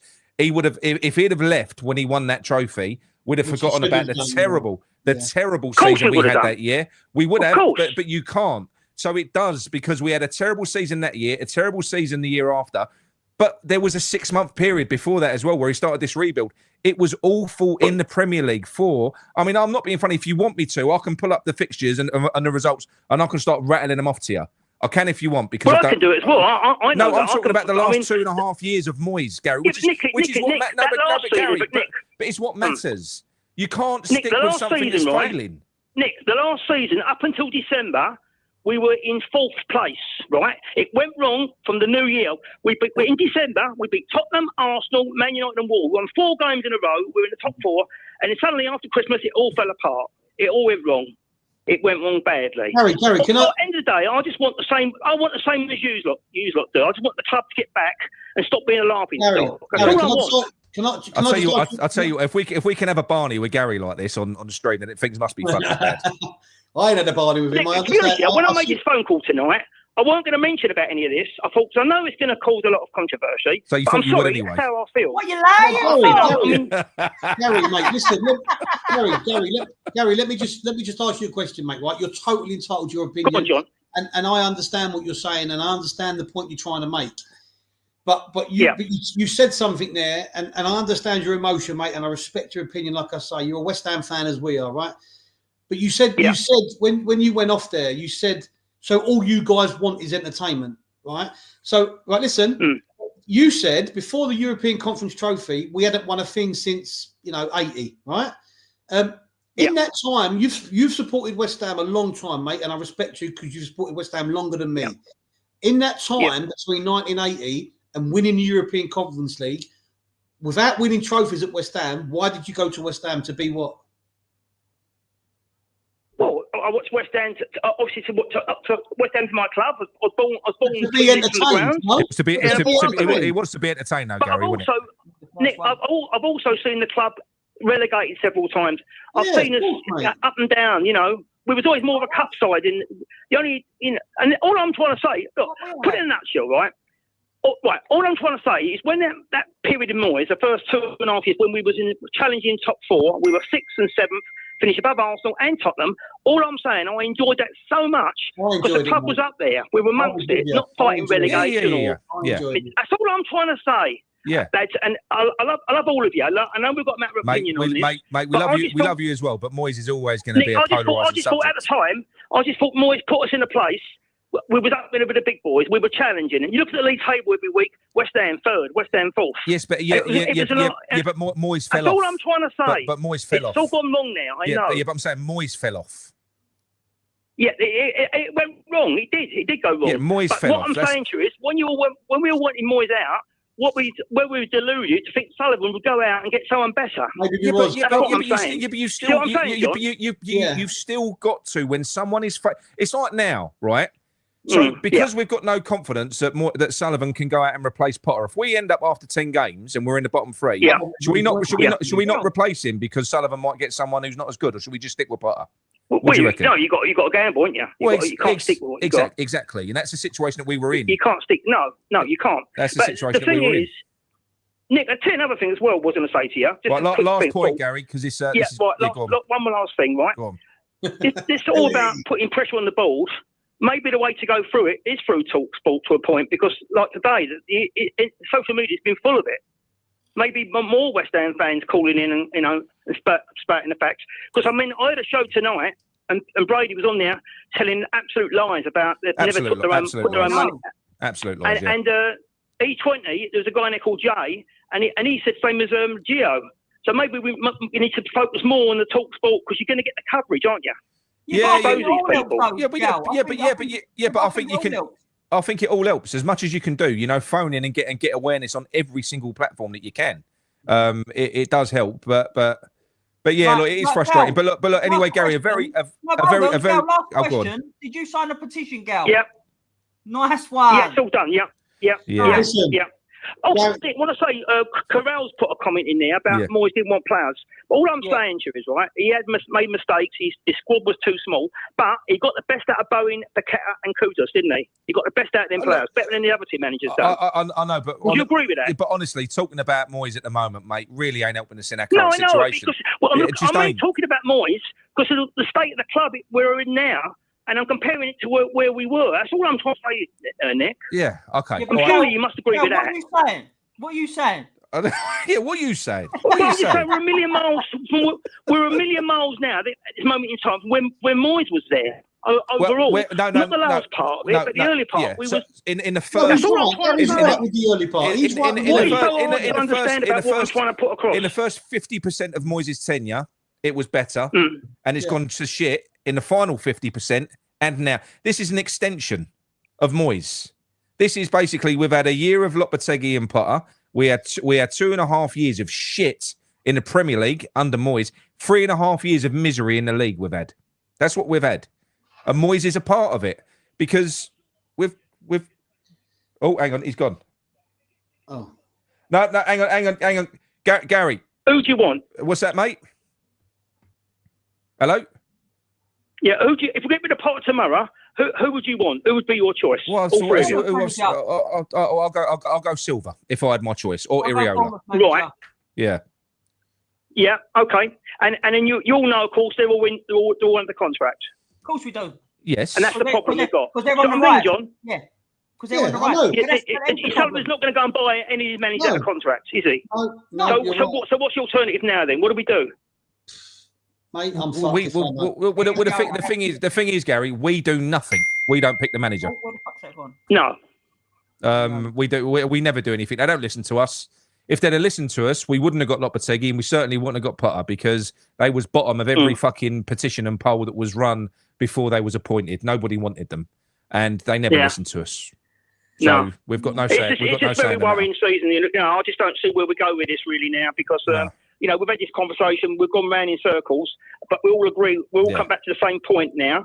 If we get rid of Potter, we're not going to buy Silva out of contract or the Bournemouth manager. So who are we going to get? No, I agree. Just so you know, next time you come on, I'm implementing a new anti-Moyes algorithm next time. So the first time that Moyes is mentioned, there's an automatic call cut off. Listen, I'm not going to mention Moyes again. I just got so frustrated with the game yesterday. Please don't. Yeah. You will. All right. Okay. All right, Gary. Yeah. Speak to you later. Take care. Nice. Take care, John. Bye, mate. Bye. Moyes in. Right. Okay. Don't worry about me, girl. Yeah. Fuck off, Mick. He's gone. Right. If anyone else wants to phone in now, he was ready to punch your fucking lights out. He was going to do you. I was fucking angry. There I was. I don't know why he got my blood pressure up. I don't know. It was good. It was good. But where can you understand where he was going with it? I think ultimately what he was saying was, after we won the Conference League, did we really trust Sullivan to go out? Oh no! Oh yeah. No. Look, I love Gary. He's just upset. Hello, Jim. how you doing? Listen, I've just phoned in to cheer you all up. You're everywhere at the moment. You're like a media whore. You're going on all the channels. You're going everywhere. Yeah. Do you know? I'll tell you why. Because I've been so fucking wound up by what's going on, right? It's driving me mad. I'm driving my old woman mad. She's fucked up in the other room to go on Facebook to talk to the grandchildren because I'm getting on her nerves so much. That's all right. We'll come and get. She said to me, "You got to fucking." Why are you watching me? That's ridiculous. I thought she loved me. Well, Mick, because she said, "Actually, you've got clothes on, so it ain't worth her watching." Yeah, I'll just send them off. No, but yeah, you've been doing that. Yeah, I thought I recognised that, Mo. But Jim, I'm going to tell you now. If you mention Moyes, I'm going to cut the phone call off after the last call. So no Moyes, no Moyes. I'm not going to mention that cunt. Right. So anyway, but listen, John, I know I ain't ever spoke when you've been on before, but I do remember you calling me eloquent once. Well, I obviously didn't speak to which you. I am. And fucking eloquent. I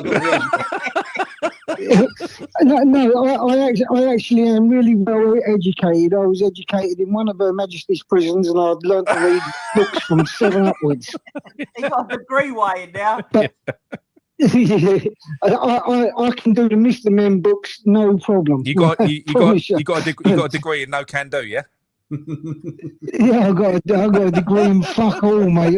That's what I got a degree in. But I'll tell you what you have got a degree in, being a West Ham fan. So what's going on, Jim?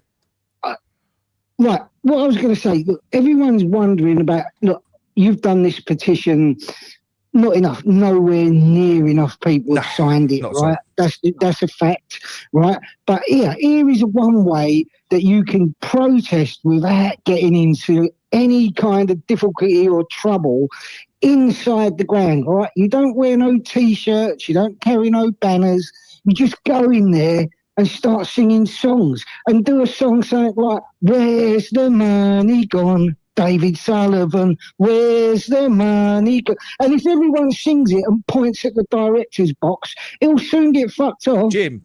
It'll soon get fucked off. They have to put the words for Bubbles up on the screen in the stadium so that some of the fans fucking know the words, mate. I know, we do have a lot of little fans, but that's not their fault. Yeah, I know. Why do they do that? In all different languages. They've got about 5 different languages up there. I forgot about that. Yeah, but the thing is, look, people do have the right to do things like that. And if it was me, that's what I would do. I would sing. I agree with you. And I must admit, and you know what? I don't actually think we've seen any of that. I don't think we have. And that's surprising, really. No, but people should listen. Do you remember the Roy Orbison song "Crying"? Have you heard that? Because you can change. You can change it. Because you've been lying. Jim. Yeah, go on. I know. You know you're phoning up Claret and Booze, not The Voice, yeah? Yeah. I know. Listen, but I'm just trying to give people. Got the voice of a fucking angel, Jim. You have. Yeah, but anyway, Jim, I'll tell you what, mate. Do you know, you've got 6 minutes. I'm going to give you 10 minutes. We're going to do 10-minute calls now because Gary's fucking just eating all the time up here. No. Listen, I'm like shit in a field at the moment. I'm everywhere, right? Yeah. So I'm just saying, people have got to, they've got to find a way to do this. And if you don't want to do the petition, then fucking sing the songs at the camp. You know what I mean? Yeah. That's what I would do. I really would, because at the end of the day, they need to know that we ain't stupid. We get treated like we're absolute fucking idiots. And what you were saying about the IT case, bang on. Listen, they are the news source for. This is a fan channel. There's other fan channels. Some of them are news source channels, right? Yeah. So what's happening is they're taking their news from Sean Wet Pants and fucking ex-West Ham employee. Fucking, listen, I want to know what job ex-West Ham employee had at West Ham. Did he sell badges in Green Street? Did he work in the pie and mash shop? Did he pull pints in the... Well, of course, nobody fucking knows because he never worked there. He never worked there. Fucking was he on the turn? I bet he was on the turnstiles or in the training ground, fucking putting new shoelaces in or something. Like all of these things. Like, I swear to God, there's so many believers out there, right? This is what's drove me mad, right? I keep hearing people saying, "Oh, X said this and X." Do you know what? I'd like to buy a fucking roll of toilet paper and have X said printed on it so I can wipe my arse on it. And I'm not fucking joking. So you're not a fan then, Jim? Is that what you're trying to say? I'm not a fan of anyone who claims to be an ITK because basically they're working for the club and they're just delivering Sullivan's messages out there, and everybody seems to fall for it. Apart from the very rare few. Do you know what worries me about it, though, Jim, is that they're earning profit off of that as well from West Ham fans. So they're not just doing it to share information. They're doing it to get profit out of it. I think what do you know what baffles me? And it baffles me every time, and I really because I'd be embarrassed to say I've got this information basically from Sullivan. I'd be fucking like because I'd feel dirty. But they seem to wear it as a badge of honour, which I really don't get. I don't get that. Do you get that, John? Yeah, but they smoke screen it by saying from a senior source. I'd like to know who the fucking senior source is. What's his name? HP Irons? Fucking, who the fuck is the senior source? He's got monster munch. He's got monster munch hands. He's little. He wears a Russian hat. But anyway, Jim. Our goalkeeper's got alligator arms. T-Rex arms. He's got arms like an alligator. What did you think of Hamanson, Jim? Just out of interest. Shit. Hello, Ryan. If I'm honest, listen. Let me just tell you, right? I said to you the last time I phoned in. I'm going to be really quick now. The last time I phoned in to you, I said to you, they're going to do away with wingers because Potter don't use wingers. So that'll be the end of Guilherme. It'll be the end of Jimmy Somerville. He will be a small town boy by the time. No more Jimmy on Zaving. No more Jimmy on Zaving. Yeah. And the only reason they ain't going to get rid of Jared Bowen is because he's like the jewel in the crown. So they've stuck him up front where he don't really belong because he ain't really a centre forward. He plays on the wing and he cuts inside and he scores goals. And I love him and he's great. But like unfortunately, they're going to stick him there just to appease everybody because they don't want to sell him. But I think you'll find Guilherme will be gone. You'll find Somerville will be gone because. They ain't going to fit into this system, and you can't fit round pegs in square holes. John's getting all antsy. He don't want Ryan on here, look, because he's jealous of his hair. Well, yeah, it's just Ryan. Who's that? Ryan? Is that Ryan Archer? Yeah. Ryan Archer has got lovely hair. Ryan Archer. Why don't you sing him a song, Jim? No. You write a song for Ryan Archer. Come back next week with one. I'm telling you, he's got hair done by Vidal Sassoon.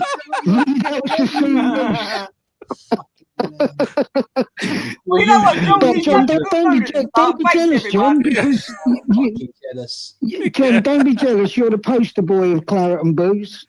Thank you, Jim. Don't be jealous. I bet there's women there fucking shuffling around in their thongs while you're talking. Jesus, get him. But I tell you what, Jim, hang on, listen. You've got 1 minute left. So tell us what's going on at West Ham and how we fix it. Go on, you've got 1 minute. Tell us. Come on, Jim. Rattle it off. There's only one way to fix it, mate. You got. I hate to say it, but you got to get rid of Potter. You need someone like Ange Postecoglou to come in, and we need to have a little bit of exciting football back. And even if we go down, fuck it. Like at the end of the day. I don't think we're going to do any good this year if we keep Potter. They'll get rid of him after 5 or 6 games and fucking Sean Dyche will be turning up and you'll be playing even worse football and everyone will be moaning.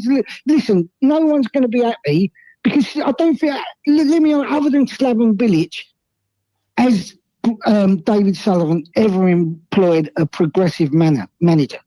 Ever. Even at Birmingham, I don't believe he has. No. Well, but by accident, he employed Slaven Bilic.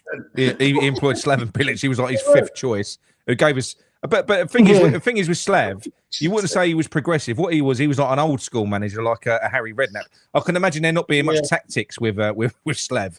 He just saw who the best player was. Right, all play around him. You'll do I think he was just happy to be there, weren't they? And when they got Pyatt, it lifted everyone so high. Pyatt and Lanzini, you know, like we was playing dream football for a little while, and everybody loved it. And then all of a sudden, I'll tell you what. But he let Pyatt play. He didn't stifle him like other managers do. Like we got now, they stifle him. Exactly. Listen, right now. Paquet, like, look, I'm just going to say this really quick. If it was up to me, I would say to everyone, give the ball to Paquet as much as possible and let him work his magic. But instead of that, they're trying to hit them wing backs all the time. Paquet is hardly getting a look in with the ball. James Ward-Prowse only knows how to pass sideways and backwards. You know, like Guido in his Speedos fucking ain't worth a carrot. Let's be honest. We're in trouble. Hang on, Chip, go on. The thing is with JWP, right, he's a very safe player. But like most of the midfield, if they were used in the right way to complement each other, it could probably work. The problem is the Paquetas they're all being reined in to some extent, aren't they? They're all being reined in, really. Yeah. What it is, John, it's system. So what they're doing is they're playing this 5-3-2, and you've got 3 holding midfielders. They ain't saying to Paqueta, go where you want, get on the ball and do something, make something happen for us. You're playing this fucking Wouldn't you just rather, Jim, just for the rest of this fucking season, bin this shit wing-back system, bring back the wingers, 4-3-3, have a fucking go. Yeah, absolutely. I would 100%. Have a go. Absolutely. I'll tell you what they're all at tonight, John. Do you remember the back in the day when we had old Sean on and we floated a lasagna above his head? Look, he's come back for the first time. Do you remember? How you doing, Sean? I know you get loads of other I haven't seen him for ages. Yeah. He's lost a lot of weight.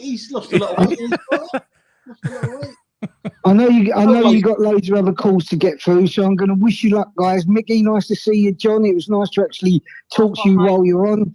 Nick, top man, awesome Jim. As always. Great channel. Guys, listen, everyone, let me just say one thing to all you fans out there. Please sing these songs to Sullivan. Get him to take some fucking notice because they don't care what you think. Yeah, I know you want to do it. Just sing the song again. What one do you want him to sing before you go? I love Ryan Archer. Where's the money gone? David Sullivan. Where's the money gone?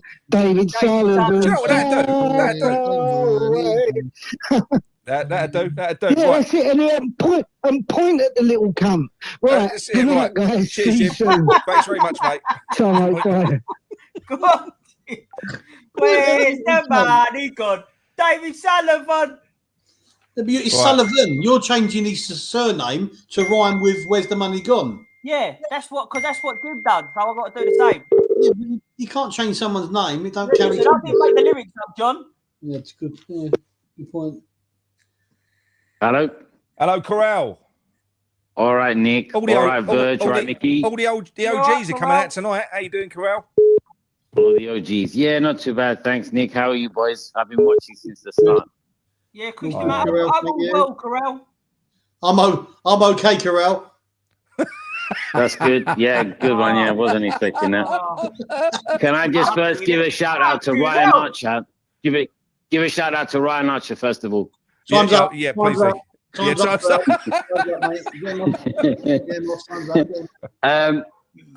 Well, I mean, as I've said to you personally, Nick, and I think the last couple of months that I came on, I've begun to lose interest from about the March-April period. And unfortunately, yesterday was like the final nail in the coffin. Now, everything that's been said so far by Jim and by the three of you, I echo. I don't see, unless there's an absolute massive clear out with Potter. Obviously, Sullivan goes without saying that he has to go, but the rebuild has to start once again.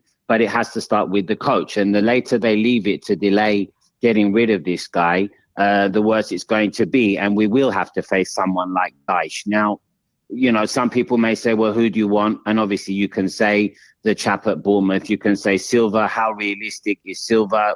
Unlikely. Why would he leave Fulham to come to us unless there is a buyout clause? But then the counter argument is, that Sullivan's not going to pay that money. Now, you can only speculate. You can only say who you'd like. It doesn't necessarily mean it's going to happen. And what we are looking for as fans is always the same thing.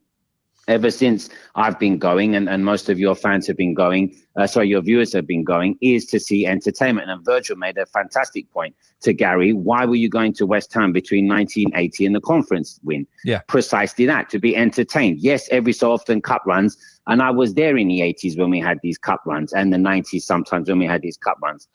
You were content to see attractive football. And as I said on your show a year and a half ago, if you give your all for West Ham, and this is like proper West Ham fans that have been going since Upton Park, if you gave your all, the fans would respond. West Ham have always been a team with humble beginnings, humble grounding and foundations, working class fan base, and a fan base who just appreciate graft.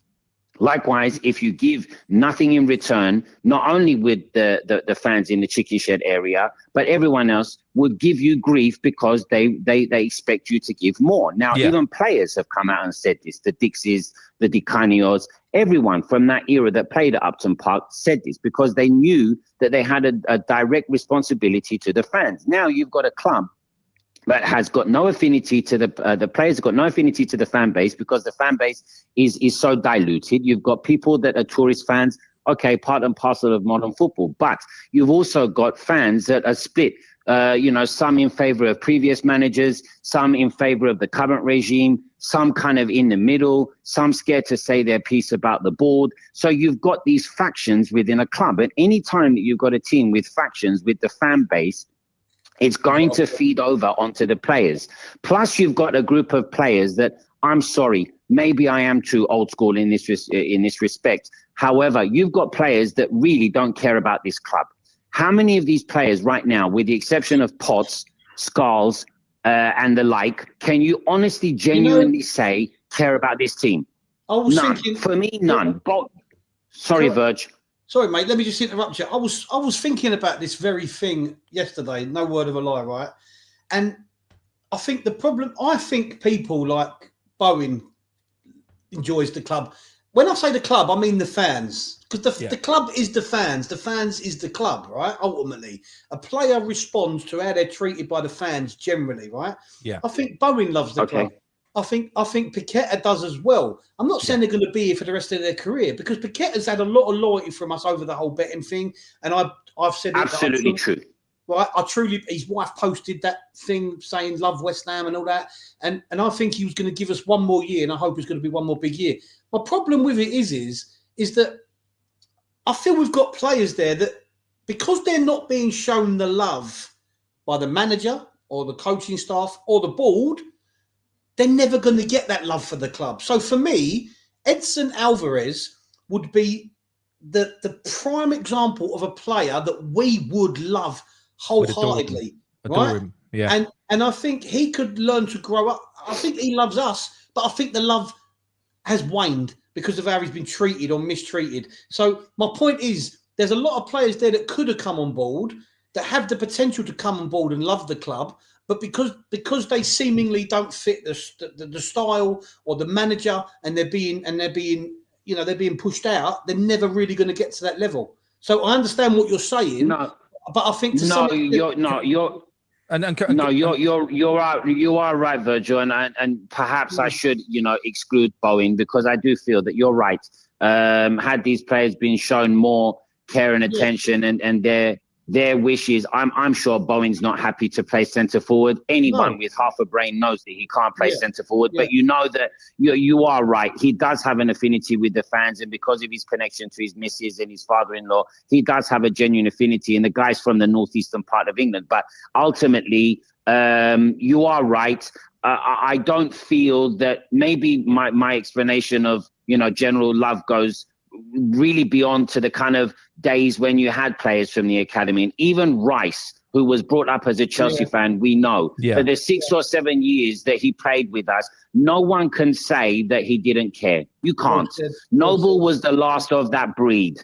Noble was the last. And Potts is the only one that can carry that flame because of his father. And his father was a phenomenal servant for the club. And I'm sure everyone that remembers Stevie Potts knows this to be true. However, Paqueta, I agree with you. He will stay one more year, and I think he'll play his arse off. However, will Paul Potter allow him to play to the levels that we know? Yeah. I doubt it. This is a concern. And Carell, I know you've got your opinions of Alvarez as well. We've got an awful lot of fans because I think Alvarez. I said last year Alvarez should have been captain. Yeah, I think he's a phenomenal man and a player. But what I was going to say is we've got an awful lot, and it's like West Ham fans never learn. It's like last year, Kudus was shit. We have these players that are not performing well at West Ham. They're not, and it's like, oh, they're not fit for the Premier League. They're too slow. They're too this. Now you're someone that's got, you know, a lot of coaching badges. You've done quite a bit. What is your assessment of Edson Alvarez as a player? Is he not good enough for West Ham when you consider what we've got in there at the moment? Absolutely not. I think he's exactly what we need. And anyone last year that can say that, you know, the team was okay in parts or some players were good is deluding themselves. The only player that can hold their head up from last season is Wan-Bissaka. Fact. Yeah. So kudos. And you've got one or two Tottenham fans that have found their way into your channel are saying, oh, thanks to Kudus, what a bargain. Before this season, you didn't know who Kudus was. So sit down and shut up. Just like Rice was an unknown quantity to Arsenal fans, and they were mocking us when we said 100 million. And then as soon as they saw what Rice is capable of doing, they started bragging and saying that we underpaid. Tottenham fans will see Kudus is a self-centered, arrogant prick that within 3-4 months, he'll get bored of you and he will want to move within a year or 2 years. This guy's played at enough teams already, and he's not even 26 years old. Yeah. Anyway, I think for Alvarez, he's been misused, and I think for whatever reason, Corral, this will feed into this just very quickly. Just going to continue my running battle with Trudge. Alvarez has heart, but he hasn't got legs over any distance. Should Alvarez have any legs over any distance? He isn't playing that role, is he? In the team? There were clips that I think you showed, Nick, on your channel from not last season, the season prior, where Alvarez stood, waited, watched. He made the necessary tackles or blocks just when he needs to. He's capable of making runs into the box. And that game where he did assist Kudus, I think, for 1 goal in a European match, and he scored one as well, is proof that he can run. He did the same at Ajax. However, he was not bought for that reason. If you played, and I said this to you about 6 months ago, if you play Alvarez and Potts and Paqueta, you can put them in a triangle. You can put Alvarez as the deepest player to be a cover for the defense. And if you insist on playing this suicide football with 3 slow-ass centre-backs that are like walking trees, and you've got all of your emphasis on wing-backs, and as much as I think Diouf is good going forward, he cannot defend. Fact, he can't. He's too slow. He was out of position yesterday for the 3rd goal. So you've got to make sure you've got cover. Alvarez can slip into that position. He does not need to run up the field. He can when need be, but he does not need to. So if you put him there and you put Paqueta and Potts can do Rice's job. He needs to grow, but he can do Rice's job. Anyone that's seen Potts can see he reads the game well. He's calm, composed. He cannot sit in front of the defense. Alvarez should. So you put Potts with Paqueta in a triangle in front of Alvarez, and you get rid of this wing-back system. People will double up on our wings, and they will squash our team, and they will go over the top, just like crappy Sunderland did yesterday for the 3rd goal. It was so obvious. It was so obvious. I think when you look at the shape of what we were, the way we were set up in that first half, I did predict what they would do in the second. The gaps were huge. With the way that we're set up, this is not Nick. This is not ignoring how much of a travesty that goalkeeper is. Why on earth this guy was bought, I have no idea. If you look at the money, my brother said this to me yesterday. The reserve goalkeeper from Liverpool, Kelleher or whatever his name was, he went for 12, 14 million. And then you look, you up the money a little bit. And you look at Donnarumma, 30 million to Man City, 30. Yeah, this goalkeeper will be there for £1 million a week, though. Okay, fine. But the Kelleher guy was totally within our budget. Totally. Yeah. And he's a million times better than this clown. This guy is so much of a liability. And I don't understand why I don't think he played in the preseason. And you got Areola that, okay, we know he's not been the same. However, he's been the goalkeeper consistently for how many years? And you're playing this newbie guy against a team that's big, tall, physical, is going to expose him for a guy that can't even catch. But also, going back to what John said earlier on, when you do bring in, especially a goalkeeper who needs to have a relationship with their centre-backs, to bring him in the way that he has, being so heavy-handed, fucking throwing Areola straight out of the team and bringing him in after training with him for about 4 days, that's suicidal, isn't it? That's absolutely suicide. And I think it's an insult to Areola. Yeah. I think that's an insult to Areola, especially the way that I didn't go to the game. I didn't renew my season ticket for personal reasons, plus I got bored of the situation. However, my friend Perry went to the game last week against Lille, and he said to me that Areola made 2 or 3 fantastic saves in the match, and I know that he saved 2 penalties. Why are you knocking this guy's confidence when, as you said, he at least has a rapport with those 3 terrible central defenders? Now, I know that you've probably got loads more calls, Nick. I'm sure, and I don't know if you wanted to do something next week when we meet, but if you wanted my tactical view, then I can give it to you when we meet next week. Mate. If you want to do a little clip. Yeah, I look forward to it, mate. We'll have a beer first, and then we'll talk football. All right, speak to you soon. Okay, all right. Cheers, love Corral. to all of you and to all of the love boozers. To your family, mate. Take care. Thank you. Right. Yeah, cheers, thank mate. you so much, Nick, for your concern. Cheers, mate. See you, Verge. Bye. Take care, mate. Are you taking any more calls, Nick? Huh? You taking any more calls? Right, I'm going to start off. Go on, mate. You go to bed. Yeah, I'm going to bed. Work again in the morning. Right, I'll see you later. Thank you very much, mate. 5:30. Yeah, 7.5 hours away, mate. Oh, fuck off. How many hours sleep do you need, mate? Hang on, 7.5 hours. 7.5 hours. Right, I'll see you later. Hang on, mate. 1 second. Right, Mickey. See you later on, mate. Go on, mate. I don't care for you. You just click the duck. Don't end the stream. That's what I mean. So I'll just get the duck. Or just close your browser down. Just close the browser. All right. Just X, press X at the top right. Go on, I'm going to boot you anyway. I'll boot you out. Right, there he goes. And then it was 2. Right. Fucking hell. Right, hello, mate. Whoever you are. It's a new number, not one I've spoken to before. Oh, dodgy. Hello, mate. How you doing? Yeah, I'm not too bad, mate. What's your name? Where are you calling from? And what you wearing? Just call me Mr. Anonymous because I'm probably going to say some really horrible things about the bold.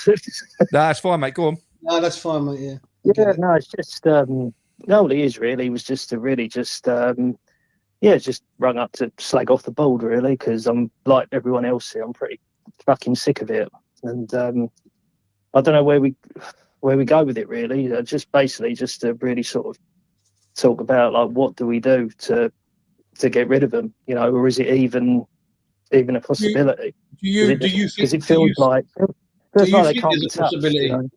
Do you think there's a possibility? What's your name? I don't want to say your name. Is there anything you think the fan base can actually do? Be honest. Do you think like the petition would work? Do you think if it had enough signatures it would work? Do you think there should be a walkout? Sheffield Wednesday fans last week, they didn't come into the game till the fifth minute, and that got a lot of media coverage. I was surprised. Yeah. Oh shit. Well, this is it. Wait until the call's finished. Sorry, mate. Go on, mate. It's all right. No, I just think I'm in agreement with with you lot. I think the petition, is like you said, is like, at the very least it's a start. And I just don't know what. I just don't know. Yeah, I can't think of any better ideas really, because didn't you say that wasn't it the petition that made them change their tune on the? Well, it was on the concessions. Well, look. The whole idea for me was because what I didn't want to get involved with was anything that involved fucking fundraising. So like with the last time with the protest, there was a lot of fundraising. I don't want to do anything like that. So this petition, it's free. People can jump on. They can have their say. And then do you know what? If you do get traction and you do get a lot of numbers on the petition, what Sullivan doesn't like is he don't care what we think about him, but he cares about what the outside media think about him. If that gets picked up and all of a sudden you've got 20 or 30,000 signatures on a petition to get him out, causes him a little bit of embarrassment. And what that does is then you've got the foundation of doing something else. You've got 30,000 people that are aligned, that are on board with something. And then you can start looking at doing other things. You can look at protests and stuff like that. But when people come out and they say, you know, we should do this and we should do that, you can't even get people to sign a fucking petition. No. Yeah, no, it's just it's the whole divide and conquer thing, isn't it? As well, you know, they're probably loving it. You know, the fact that the fan base seem to be so divided. Yeah, but and obviously I'm not as, you know, I don't know as much as the ins and outs of it as you guys do. You know, I can only talk about, you know, what I know about, so to speak. But yeah, no, I just think the petition seems like, yeah, it just seems like the only thing I think the truth of the matter is, mate, none of us know. Yeah. I think literally none of us know. We only know what the board want us to know via these, and that's nothing, because that's, you know, I typically believe the opposite of what I'm told when it comes from senior source says this. But none of us are in the know where they're concerned, and to be honest, nor should we be. You know, they should conduct their fucking business in private. It shouldn't be broadcast. But if you look at some of the stuff Karen Brady said today, what you told me, I haven't listened. Yeah. If you look at some of the stuff she said today, if you listen to some of the stuff she said today, they'll peddle out what they want you to believe. And even if you can disprove what they say, they still fucking peddle it out. They'll double down, mate. They will. Yeah, they will. But no, it is. And the thing is, I feel a bit numb today. You know, it was only Gary that got me blood pressure up. I weren't angry before Gary benching boys. But I'm kind of, I feel a bit defeated now with it all. And I ain't just talking about the petition. I just feel like this year, I think it's, do you know why? I think it's because I do actually believe it. I'm not just saying that we're going to get relegated. I feel like I actually believe it this time, which is well, the thing is, do you honestly think that relegation would even like if we went down, would it even, you know, like, would it get rid of them? You know, what do you honestly think? You know, would it be a big step towards them going? He's we know he's got a massive ego, right? He's only 5'1", but he's got a massive ego, right? And I believe that Premiership status is all he cares about, and I get it to some extent from a business perspective, but you know, as football fans, the business side is irrelevant. For me, I don't know until it happens. And for me, if we were to get I think the only thing I can see left that might make him leave of his own accord without any fan pressure is possibly relegation. And it pains me to say it, but if it meant getting relegated to see him go, and some fans in the chat may disagree and it might get fucking put elsewhere, what I say, I'd take it. Are you a season ticket holder over there? No, I'm not. No, I've just I used to go I used to go during the Upton Park days, and I've gone to the stadium like sporadically, so to speak. But I will tell you a little story actually that really done it for me with Sullivan. But before I get to that, but I'm in the same opinion as you. You know, if it takes relegation to get rid of them, then so be it. And you know, isn't it like? And I'd say as well, we might be more attractive to a buyer anyway, because it seems to me that would be a lot of smaller clubs are getting bought up, you know, on the cheap, and then they build them up. So it could be that situation. I don't know. You might think I'm talking shit. No. I think you know John's rationale is right. I think the whole time that he can sustain us in the Premier League, he'll keep doing it. Because that's all we're doing. We're just existing. We're not doing much else. Sure. I mean,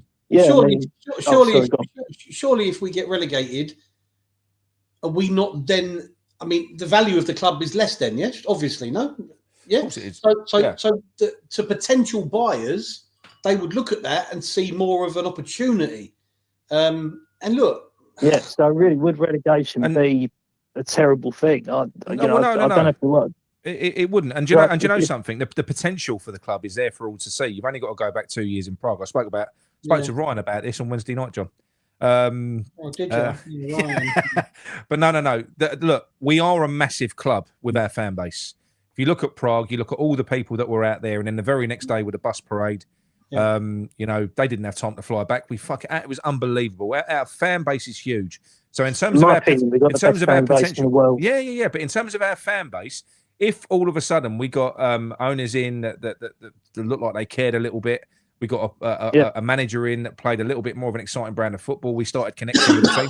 Mate, we'd be backfilling that place up in no fucking time with proper fans as well, with real fans. You know, it would happen exactly. But it's just like, well, I wasn't going to bore you with a little story, but when I first went out, I mean, I was just like when we first left Upton Park, you know, I mean, I was an idiot. I fell for it. You know, I thought that, you know, in order to kick on, so to speak, you know, we had that amazing season with Slav, you know, last season at the Bowling. Yeah. Blah, blah, blah, blah, blah. We then moved to this new stadium, and I said, I'm sorry to repeat myself, I fell for it. I thought, you know, all right, okay, you know, this is what needs to be done to compete with, you know, the top team, so to speak, then we got to do it, you know. So I just thought, all right, okay. So yeah, I was on board with it. We went. Sorry, I keep stuttering. Don't worry. I get a little. Just stutter. Don't worry. I'm just being a fucking twat. But anyway, so yeah. So anyway, I managed to get tickets for the first game at the London Stadium, like the very first one when we played. Oh God, the name escapes me now. But it was that Europa qualifier thing. Yeah. I think I can't remember it was, but I played in yellow, I think. But anyway, regardless, we went there, and at the time, you know, I was sort of sucked in. But I was, massive fuck off stadium. Oh, it's phenomenal. This, that, and the other. You know. The one thing that done it for me was that I don't know if any of you remember, but before we moved in, the club sent out this thing that you could do where they've got this section by the club. I think it's called Champions Place or Champions Area or something along those lines, where you could get like a personalised, not plaque, but the thing put like I don't well, for want of better words, like a plaque type thing, like in the ground. A stone that you put in the floor. Yeah, I know what you mean. Do you remember that? Yeah. Well, anyway, so my mum, bless her, she paid for it. She put like all the blokes like in my family, you know, because like, you know, because my family, you know, they originate from like, you know, like Canning Town and that. So we had all the people in our family, both, you know, living and no longer with us. So we had it, and I thought, you know, it'd be a really nice thing to do. So we went there, and I thought, okay. So they sent us an email with like with the coordinates on it, so where to find it. We went and managed to find it eventually, but I'll tell you what, the quality of it was utter shit. Yeah, it was fucking awful. It was just so bad, and it was like I almost took it personally because I think you know, I've done this, and it's like my family on there. Yeah, and I'm sure many other people's families. I've got my dad there, and I thought the least you could do is make it look nice, you know, and presentable. Not all the way to the top. Like it had been done so shoddy, and done so cheaply. Yeah, sorry, mate. He's just talking to his boy. Oh, sorry, I thought I muted myself. Sorry. Sorry. But you know, it was done so badly. Yeah. That I'm just like, it was, and that was it for me. I thought now I know what sort of cunt owns us. Because what you've got, it's just Sullivan all over. Do it on the cheap. They don't care. Do it on the cheap. Exactly. I just think, and I've said some real horrible shit about him. I just hate him as a human being as well. Just not just as an owner. No. You know, especially if some of the rumours about him are to be believed. But I'm not going to say anything about that. Yeah, no. It's look. He's a dirty. He is. Well, no, he is. I'm sorry. When you make your fucking living coming up, like, you know, he's make his fortune coming through the industry that he did, and a lot of them are not. They're not rumours as well. Some of them are fucking direct quotes in news articles from him. I've heard certain rumours about some of the things he's apparently, some of the way he's treated women and worked for him and all that. You know, it's just going on. And people got the audacity to go, "Oh, I don't want to be owned by Saudis. Look how they treat people." I'll tell you what, Sullivan ain't much fucking better, in my opinion. No, mate. I know, but you're right about that stone, because, like I said, me dad's got a stone down there as well, and he never got to see the place, you know. He didn't. Yeah, exactly. But you're right. You know, I always go over there and I always try and find it, but every time you go back there, the what do you call it? The engraving. It's poor, so poor quality. You can hardly make out the writing on it now. So it's not great. So it is shit what they've done. They're not cheap either. No, that's it. You know, we thought when we did it, it'd be something to be like done for the family. It'd be really nice, you know. And we just saw it, and it was just like I was just angry. Weren't the word, you know? It was just. But no, it's all. So yeah, it's just But mate, I just it just. Yeah, every time I think about it, but I just it's upsetting, mate, because it feels like it's coming to a bit of a head this year now. Like I said to you, I mean, I blew up yesterday on the post match, but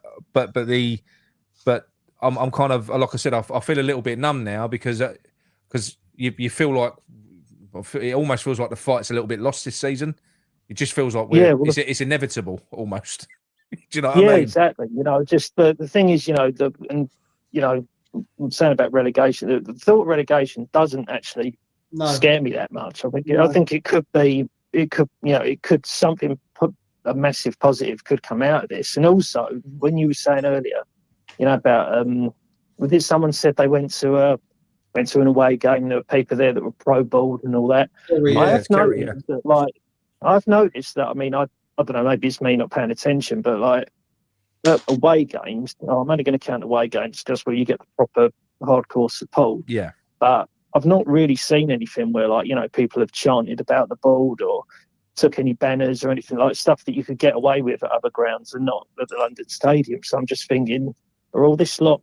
Well, no, I think it's okay. No, I don't think they do. I think what it is with the away. I mean, when you go away, it's just like a party from start to finish, and I think they're just out there for the day. It's a piss up.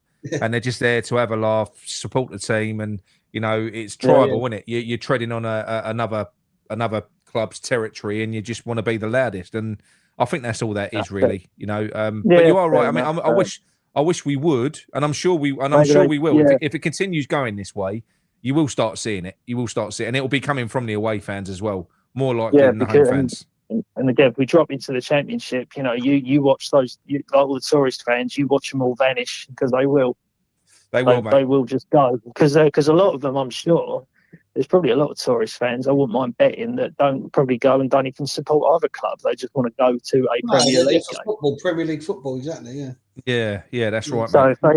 if we drop out of that, you know, so that stadium will be half empty. It will be. I really do think that, but. Yeah, it's just So it's a depressing situation, mate. But anyway, look, listen, great call, mate. Thanks very much, and well done. You know, that's all right. You got loads of support in the chat as well. Loads of love, mate. Look, it's never easy when you phone into something I'm like this. I'm shit of these things. Yeah, we'll do it again. I'm one of those wimps that gets bloody phone anxiety. Well, you ain't a wimp because you phoned in. Can I give you a bit of advice? Can I give you a bit of advice? Go on. What I did, first of all, I used to phone Babe Station, and that got me over the nerves. I was making phone calls. So what I'd say, go phone, and then you'll be more confident. Yeah. Yeah. No, he wasn't. Listen, mate. He was. My boy was sitting next to me. Typical millennial. Oh my God. My boy's 14. He's sitting next to me, and he said a great call. Because he could, I think people. The thing is, I think people could hear how much it meant to you, how much it means to you, and sometimes when things mean a lot to you, you get a bit nervous because you don't want to come across, you don't want to say the wrong thing. You want to. This is it. You know, it's more than just a football club. You know, I consider it part of my family. And I just like. Even when I went to the trophy parade, you know, in Stratford and all that, and you know, I just think of silly things like, you know, like members of my family that have passed and how much they would have loved it. It sounds stupid, but I get that. Mate, it is a massive. I mean, me and John. I mean, John's fucking cries his eyes out sometimes when he talks about this with West Ham. But but the thing is, it's part of our. It is. Look, it ain't corny. We're West Ham is part of who we are. You know, it really is. I've you know, for as long as I can remember, I've speak about West Ham probably more than I do anything else with people. It's just a big part of my life. So it is. But look, mate, great call anyway. I'm gonna let you go. We're doing one more call before we knock off. Nice Top one, man. Mate. Cheers for that, mate. Cool. Take care, bro. Cheers, mate. Don't be a stranger. Phoning again. Cheers, mate. Yeah, we'll do. Right, cheers. Ciao, mate. Bye. He's got to get straight on the phone to Babe Station, isn't he? Yeah. Right, before I've got one more call that I'm phoning back, by the way, and then I might do another phone-in show later on because there's loads. I mean, fucking phone loads that do want to phone tonight? in. Oh, no, I've got to take this one. I've got to take this one. I'm sorry. You're talking about OGs. Who do you reckon it is, John? OGs, original Nolly. No, but you're along the right lines. Mate, I ain't done this for a few months. I forget. Hello, is that Arnie? Oh. Yeah, Arnie's back. Yeah, Arnie's back. Arnie's back. He's definitely back. The big fucking. Oh, how's it going, fellas? I've been better. Yeah, I've been better. Already the season has started, and I'm looking forward to it finishing. Oh. I know. I actually am. I'm there already. Oh my God! Please stop phoning, everyone. I've got about 40 different missed calls from different people. I'm sorry. I will do enough. I would. Oh, sorry, mate. Go on, Arnie. No, it's just like, of course, Donovan is like the ownership are pathetic, but like this just shows me that sometimes when I watch football, how difficult can it be to pick the right players that can do stuff?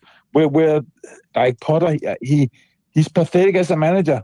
He like Potter's playing well in the preseason, and Alvarez, I'm not sure what's happening with him. Like if Alvarez he played for Spurs or some other club, everybody would think he would he would be world class. Yeah. He's an amazing midfield player. Mate, do you know with Alvarez? Do you know when he left Ajax, the fans fucking adored him. They done like a big farewell video for him and everything else. Do you remember? And he was like crying when he was watching the video of all his best moments. And he's come to us. He is a man that's passionate. And as John was saying earlier on, he would definitely get a connection with the West Ham fans because he's that sort of person. But it's almost like they're not allowing it now, are they? It's like they're fucking getting in the way of it. Well, they're trying to freeze him out or something. Yeah, it's really upsetting. I don't know what's going on with Alvarez. I really don't, mate. Sorry, mate. Sorry to butt in anyway. Yeah, but it's also like if you just look at like I think the last time I was really impressed with how we were playing I think we had just beaten Liverpool in January or late December, and then Ogbonna, he got an injury, I remember. Yes. And then we just fell off. Yeah. And then that last half of the season and then the next 2 seasons has just been shit. Of course, we've had the odd game here and there, and then of course in the Conference League. But like over a long stretch, we haven't been good. And it's gonna be the same thing with Potter. Because I think the reason why people are pissed is this season might just have begun, but it's also the way we finished last season. That's all, and it's like we haven't improved at all. Yeah, we're just starting picking up from where we left off last season.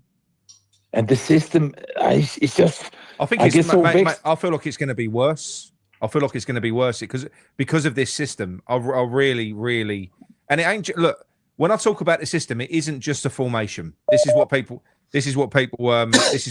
get confused. I'm not talking about the wing back system. I'm talking about the way that Potter implements it. I just don't see how it's going to work, mate. It's negative. It's really, really defensive. I think the reason it's worse. I think the reason it's sort of worse is because of what he's got available on the bench.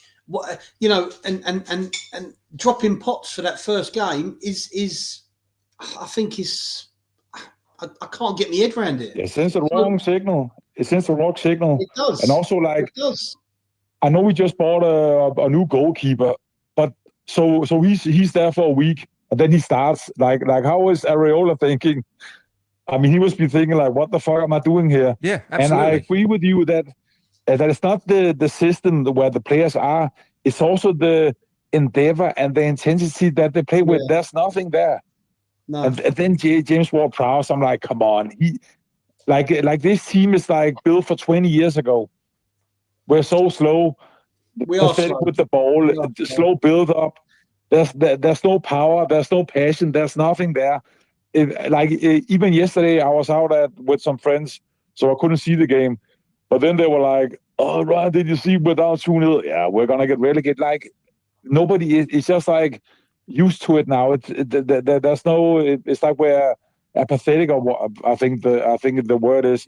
Where it's just, of course it's frustrating, but mate, I just feel like we're going to have some batterings this year. I really do, because I'll go back to the pre-season game against Bournemouth, where I only watched the first 20 minutes.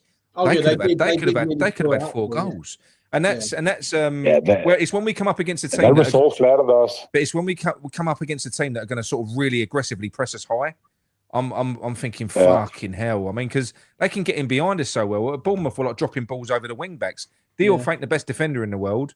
Well, to be fair to the wing backs, they're not fullbacks, are they? So there is space in behind them.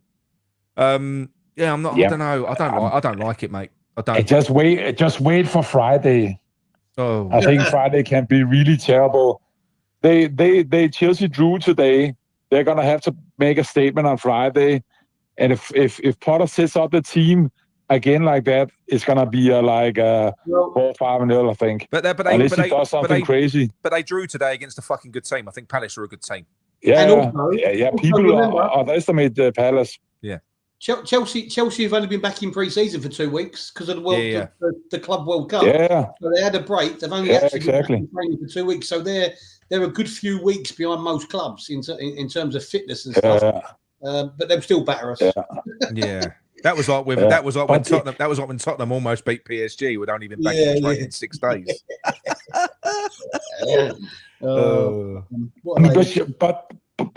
But just the decisions that we make as a club, I'm like, we are the most unprofessional run football club. I mean, if you want to know not how to run a club, you just need to look at our club.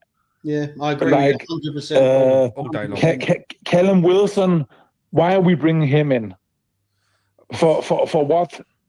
Like, then we might as well. There was that 18-year-old player from, I can't remember, from France or something. Yes. I know the one you mean. The one from Metz that we was linked with. Yeah. Bringing a young player, and then Fulkrug, hopefully he gets better, but I think for me he's too old. But mate, he was Prowse again. I love Fulkrug, right? But I sort of said it since he's come. I don't think he is. But then again, am I being fair? Because what's he got? What's he getting? Yeah, because look at Chris. Because he ain't no different to Chris Wood, and Chris Wood scored twice today. Exactly. So what does he need? He needs balls whipped in. He needs crosses. Yeah. Everything we're not giving him. Everything we're not giving him. Mate. So there is. This is the thing. I do it as well. We look at players and we go, oh, they're crap, and then they go elsewhere, and you realise very quickly it's just. It's a waste. It really is. But no, it is. Because if you look at Declan Rice, world class at Arsenal, like they are in the Champions League. Kudus at Spurs now playing in the Champions League. Yeah. There was that other player where the striker we sold to Atalanta won a European Cup. So it's not like the players are like they might underperform for us, but that has more to do with the manager. And this is like the 3rd manager in a row. You're talking about Haller, aren't you? Good. Haller, yeah. I was racking my brains. Yeah, Haller, and that the Italian striker. Oh, it's Scamacca. Big tattoo. Yeah, Scamacca. He won with Atalanta. Do you know Scamacca was another one that he had the type of. He could have been a West Ham legend. He just had that sort of character about him. Yeah. You know. That bite. Yes, the same attitude as and I remember he scored a goal against Wolves where he chipped the keeper from inside, like maybe 6 meters out. Like, how amazing is that? Yeah, but of course, we couldn't use him. But it's just frustrating to look at all the decisions that we make. It's like 90% of them are bad. It is bad, and I do think that. Look, I do think that we've gone for more players than I've said that we have. I do think that we've bid for some players, but I think that we've suffered from what we probably all predicted that we would, and that's that. I just don't think we're very attractive at the moment. I don't think that Potter's a very attractive manager to come and play for. I don't think West Ham at the moment are. When you think about it, we're a bit of a risk. We've been struggling, quite badly in the league for a little while now. We don't play the best type of football. For instance, if I'm an up and coming talent, I will look at West Ham because I want to go to a club where I can showcase my talents and raise my profile. You think Kudus was looking shit last year for us? These other players are looking shit. You'd be thinking, well, what's going to happen to me? You know, if I go there, I'm going to get. Look at Guillermo. Guillermo's not going to get a sniff. You know, when Somerville's back, he ain't going to get a sniff. He's not. So yeah, and Guillermo, he was rated as the same as that. What's his name? Esteban, that other player that went to Real Madrid. Yeah. Well, there's one that's gone to Chelsea now as well. I can just. Yeah, exactly. I can just imagine in 3 years' time. Let's say we sell Guillermo, and then in 3 years' time, he's blowing up in like the Bundesliga, and then we're looking at that while we're in the championship. We couldn't use him either. Yeah, it's just. And I really think we're gonna get relegated this year. There's just something about the club. It feels there's like some energy where it feels like because also if you look at the way our club is going, it's just a sinking ship slowly, and then you look at the other clubs like Aston Villa, Nottingham Forest, all those other clubs where maybe 2 years ago we were ahead of them. Now I just look at their clubs and think even Crystal Palace, they're miles ahead of us. They're in a completely different stratosphere the way they run those clubs. They are, and I can understand. I couldn't understand the point that Gary was making, but I can understand that Gary was basically just really upset earlier on. He was upset. He's upset. I'll phone him tomorrow and apologise. So sorry, you need Gary. to apologise. Yeah, I will. but yeah, no, he's just really upset, and I think a lot of us are. It's getting people in different ways. Yeah, and it's the first game. It's getting people in different ways. I mean, like I said, I'm sort of almost laughing at it now. I've sort of gone through the being angry, upset, and I've given up my season ticket, and now I'm just like, it is what it is. Yeah. I can't do anything about it until he's gone. I don't think anything's going to change. No, I mean he will go eventually. No, and also if you look at, but also if I look at it like from a fan standpoint, do I really care if we play against the championship clubs? The atmosphere is probably going to be better anyway because those are like proper fans maybe that come to either the away games or the fans who come to the London Stadium from those clubs. That's going to be a different intensity. Hopefully we can play with more youth players. Sullivan, he probably leaves the club, sells it on. So I'm a bit like maybe it's the best if we get relegated. It would suck because like 80% of our players are going to go. But I think sometimes you need to take a step back to take 5 steps ahead. Yeah, I agree with you. I think that we're at that stage. I think we've been existing for a long time now. I think we've got a squad now which is getting more and more fragmented and just it's just full of all different parts. We've got a lot of, it probably would be very good timing to get relegated for our youth players that we've got coming through because they would definitely get a fucking chance. So, because I think like the last time we got relegated, we started seeing some youth integrated, John, didn't we? We started seeing some kids play. Yeah, you have to, you've got no choice. Yeah. So it'd be a good opportunity for them. And look, it's no fun. I agree. We all want to be in the Premier League. We do, of course we do. But you look at there's no glamour in what we're doing. No, There's really not. It's boring as fuck. It has been for a number of years. Yeah. I get why Gary was upset earlier, and I sort of understand what he was trying to say. But like we always said at the time, it's not for us to say which manager should be coming in. They should have a plan. No.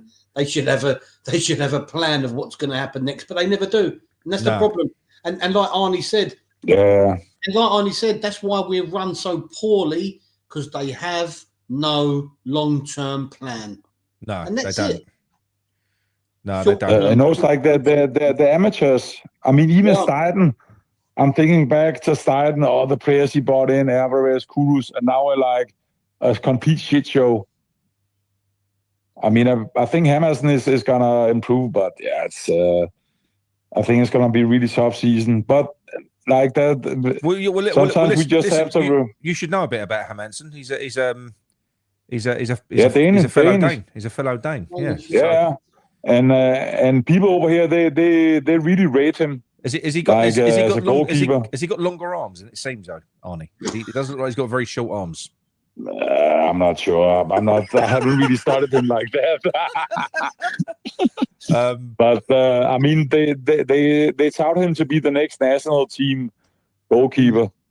So it can only go. Maybe he was on target for that before he came to West Ham. And we sucked the talent out of them. It's like that the Space Jam movie. Yeah, where the players lose their talent. That's what happens when they come to West Ham, unfortunately. Is there any way that we could reenact, like, bring out a Terminator 3 where you can travel back in time and maybe take Sullivan out when he was like a little child or something like that? Oh, yeah, that's a good movie idea. Oh, he was a little child. Yeah, but maybe it should be like a. I think maybe it shouldn't be with me. It should be with the female kind of Terminator. Yeah, he'd love that. A adult scene with Sullivan and then sucking the life out of him in some weird way. Yeah. That's going back to John's Babe Station thing, isn't it? Yeah, that's it. Yeah, exactly. Yeah. But anyway, Arnie, it's been lovely chatting to you, mate. It really has. I've got one more call I'm going to make after this one, and then we're going to go. So before we go, you know what the score is. You know what you got to do. Do it, baby. Yeah, and I'm not sure which one I need to use. I'll put him on the spot. It's been a while. It's been a while. You can recycle a few if you want. People will have forgotten. Go on. Yeah. Well, I'll be back. Yeah. I'll use that one. There you go. Top man. Arnie, it's been talk to you soon and enjoy the season. Yeah. If there is an enjoyment. We hope. Yes. We hope. Lovely talking to you, mate. Take care, man. Take care. Cheers, Arnie. Bye-bye. Thanks, mate. Right, Bye. Alan. Yeah. Cheers, mate. Right, Alan, I'm phoning you next, please. I can't take any more calls tonight. 1 second, because like I said to you, I'm not ignoring you. I've got 40 numbers. There's at least 40 numbers there that I've not. Phone in, friends. Ooh. Yeah, that's fucking mad, isn't it? Did you put me number up, didn't you? Oh, that's why. One bloke in the chat asked. Yeah, they got a put me fucking number call. up. They got your number. Hang on 1 minute.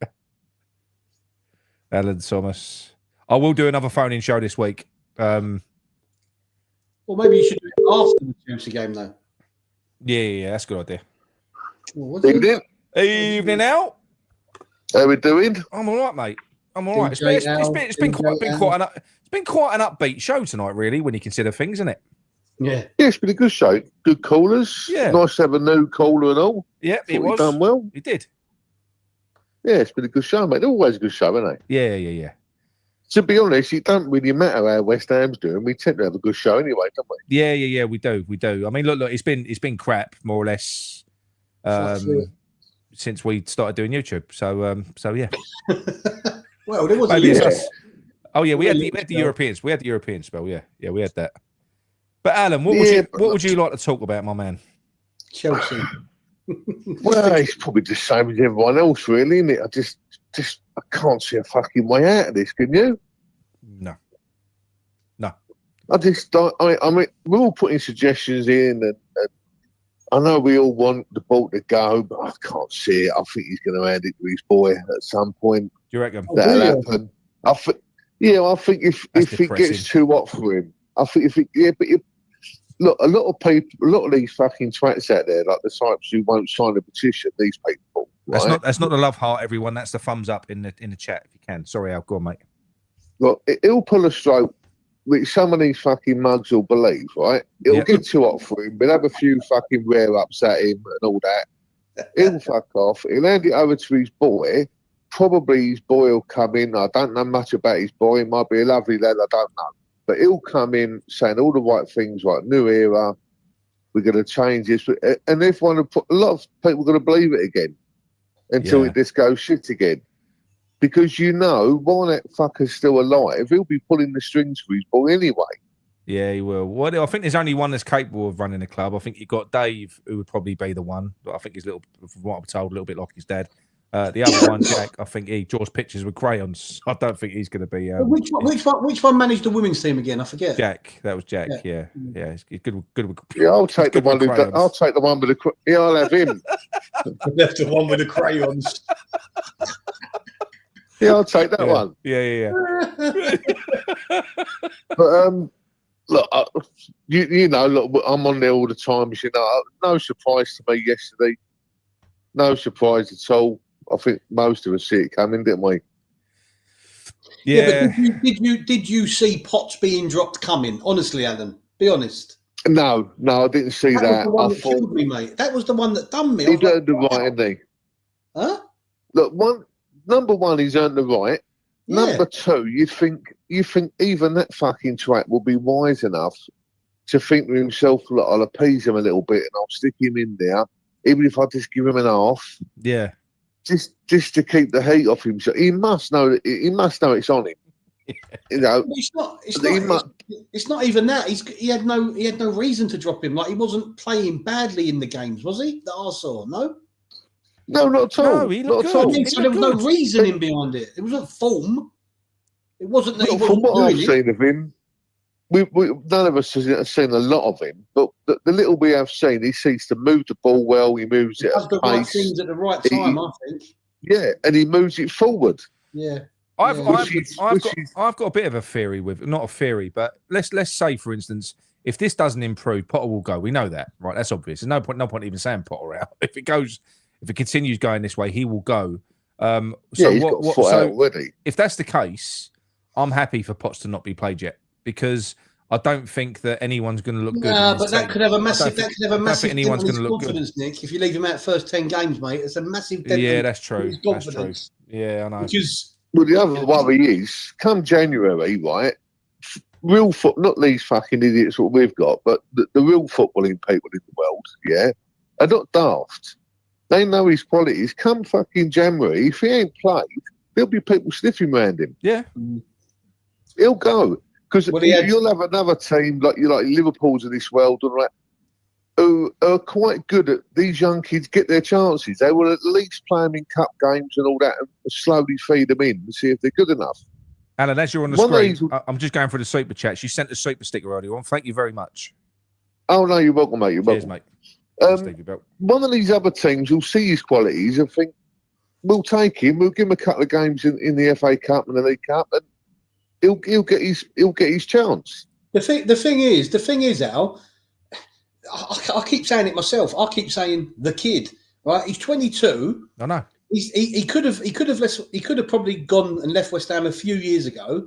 He had a loan spell at Wickham, got player of the season. He had a loan spell last season at Portsmouth in the Championship. I think he got player of the season. Yeah, right. That's in one of the hardest divisions in Europe, 5th or 6th hardest. I don't know how they gauge it. And so he's ready. He's ready because if you can do it, look, you're absolutely fucking bang on. If you can do it Saturday, Tuesday in the Championship, mate, you can do it. I'm sorry. Of course, especially in that position where he plays as well. But do you know what? I was so impressed with what I saw.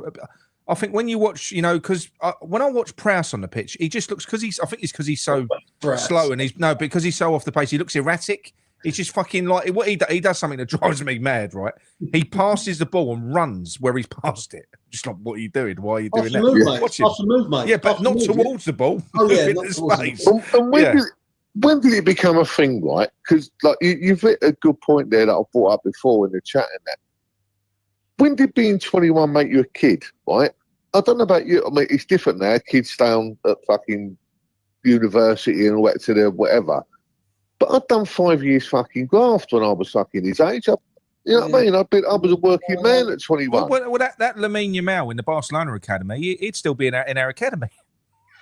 He would be, and he's been in the team since he was about 15. I'll tell you what. I think you mentioned it briefly earlier, but Chelsea brought on that 18-year-old Brazilian kid today called, I think it's Esteve or something like that. He came from the same team as Guillaume. Mate, he came on. And he was so direct and so threatening from the off. And he was in the same team as Guillaume. You had Estevao, you had Guillaume, and that young kid that went to Real Madrid.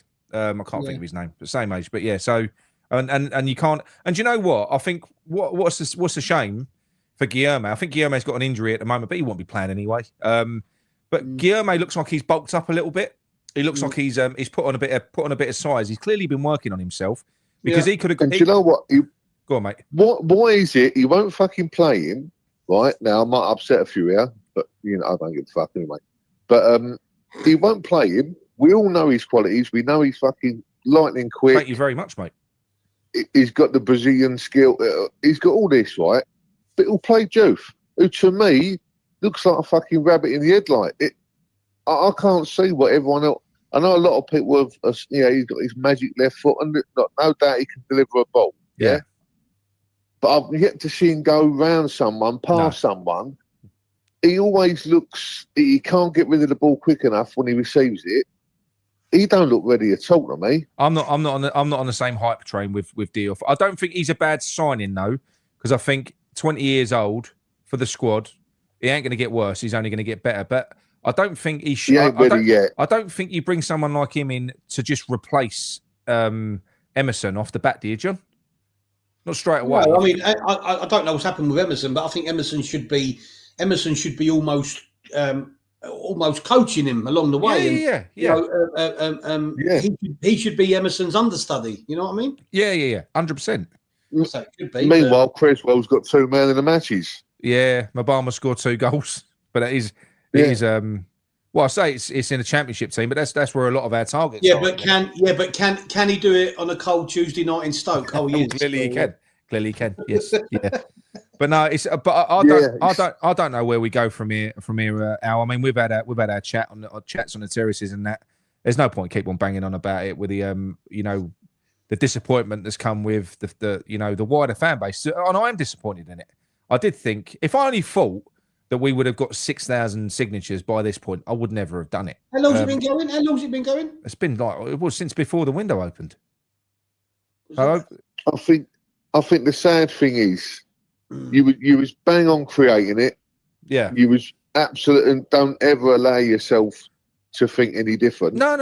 It was done with the right intentions. Yeah. Yeah. We can't allow ourselves to be overshadowed by this new breed. Like, you rightly thought we're all West Ham, we'll all get behind this, but this new West Ham lot are not like us. They're just fucking not. No. Yeah, but Al, and I don't. Sorry, mate. Sorry to interrupt you. You say that, but there's more than 6,000 of us out there as well. Oh yeah, there are. There's a lot more. There's a lot more of the Upton Park original fans. I think the trouble is this is true, right? Not everyone does do social media either. So a lot of the people that go over that was over at Upton Park, not every fan watches YouTube and social media. We talk about like the likes of us. I'm the same as you. I won't fucking go over there. I hate it. Yeah. I absolutely hate it. Right. I think there's a lot of us like that, but equally, I think there's a lot of the old Upton Park faithful who have walked away altogether. Like you said, they're not doing the social. They've just gone, fuck it. This ain't my West Ham. And they might check the score or match of the day or something. But they've wiped their hands of it. I think a lot of them are gone. Well, Al, there's a lot of them. There's a lot of ex-West Ham fans who go Hornchurch, Dagenham, Aveley. They go to teams in. Yeah. This is a point that Brady made on the show earlier on. I forgot to say it. She said that West Ham fans will always go to the games, whatever happens through thick and thin. It's not like that. What was it she said? It's not like they're going to start supporting Newcastle. They've already left West Ham. No. But what she's saying is they're taking us for granted. And they're not supporting Newcastle, John, but they are giving up and going and supporting their local teams. Yeah, well, I'll go and watch my local team, and I've sort of done that really to some extent. But this is what I'm saying to you. It's that idea they've got in their heads that they can just abuse us and we'll never go. That ain't the case. Yeah. I mean, I believe me and John live quite close to each other without saying well. Yeah. And yeah, I saw you. I saw you had some window up your ladder the other day. Yeah, that's it. Yeah. I mean, you probably like me. I know the load of people go over all church and dag them. A load. Yeah. And they all say the same thing. You can roll up, pay your £5, go in, get a proper fucking burger with a pint, have a good swear up, like you used to at football on a Saturday afternoon. You still get your football fix. That's what it's about, really. Yeah. And it's that type of football drifting away from West Ham, but maybe that's what they want. I don't know. I do think there is an element of the fact that they did want to dilute the fan base and get rid of a lot of the old guard. I think that they was trying to attract a new breed of fan that they thought, but unfortunately for them, this new breed of fan isn't going to have the same loyalty as what the old breed had. No, it's not. Look, it's not at all. I don't know. I know I'm older than you used to, but I'm sure you was there the same. Like, I'm 57, and I've seen some fucking Drodge over Upton Park. Yeah. I've seen some fucking shit players who how they ever got a contract, I don't know. Yeah. Yeah. But you know what? We were all still fucking happy. Even if we were shit, it was ours. It always, look, it's you can't bottle it. It just felt like ours. It was something you couldn't touch, you couldn't feel it. It was just in the air. It was ours, yeah? That smell when you walked in the ground, that stale smell of beer and fucking burgers up there. It was spit and sawdust, wasn't it? Yeah, but it was ours. Yeah. And it was something to be proud of. And this new shit is just, I don't know what it is. Go on. Sorry, Al. No, go on, mate. Go on. You do feel like just a customer over that London Stadium. You do. It literally don't feel like home, and that's the problem. Like you said, no, it don't. At Upton Park, you could win, lose, or draw. You still knew your surroundings. You still felt at home, so you sort of accepted it, if you like, if that's the right phrase. But over there, you get in, you watch us play shit. You get told to leave and you forget about it because it ain't home over there. You don't feel part of it. Well, I found it. I found myself becoming more disconnected when I went to games over there. So, like last year, the last one I went to was a Brentford game. Yeah. And I don't. That sort of upsets you because I'm sitting there and that's when it hits you. You're like, "Fuck, this ain't West Ham." When you're watching from home, you don't really get that. You don't get that kind of. But once you're in there, you're like, wow, this it really ain't, you know. What and the horrible thing is what the away fans sing. It's true, isn't it? Yeah, it's true. Yeah, we're not West Ham anymore. You know, well, you sold your soul for this shithole. I know. It's true. Our identity as a club started to disappear, and the ground, the fans are walking away. You know, I don't know how we change it. Like I don't know what's going to give. Really, it's a shame, you know. Yeah. Well, we've touched on this before, and we talk about this divide in the fraction with the crowd and all that. And I know we've done this before, going over our ground, but the bottom line is you have got a complete divide there, and a lot of these newer fans and that. And I'm not knocking them. We was all new fans once, or you know, but they don't understand us because they never had what we had. They'll never understand what we lost. No. They just won't get it. They can't get it. No, and you can't get the ump with them for that either. Like, and I do sometimes. I must admit, I do. I get frustrated. But when you word it like that, you can't because they've never experienced it. And do you know what? It's a shame. Isn't it? It's a shame, really. The only time I get the ump with it is occasionally you'll find some of them dismiss it. You get that, it's in the past, but we're never going back and all that. Well, do you know what I've seen them call us on social media, and it really fucked me off. Go on. The Ramonas. Yeah. They call us the Ramonas. Yeah, but I'm happy to be one because I know what we had. We acted upon knowledge of being over there for all them years on what we had. What they acted upon. Yeah, they're talking about fuck all. Something they've never had and they never will have. They don't know what it's like to be proper West Ham. And if that makes me an old cunt, I'm happy to be that. I'm happy to be that because I know what we had. But you know what though, Al? I do think I said this earlier on.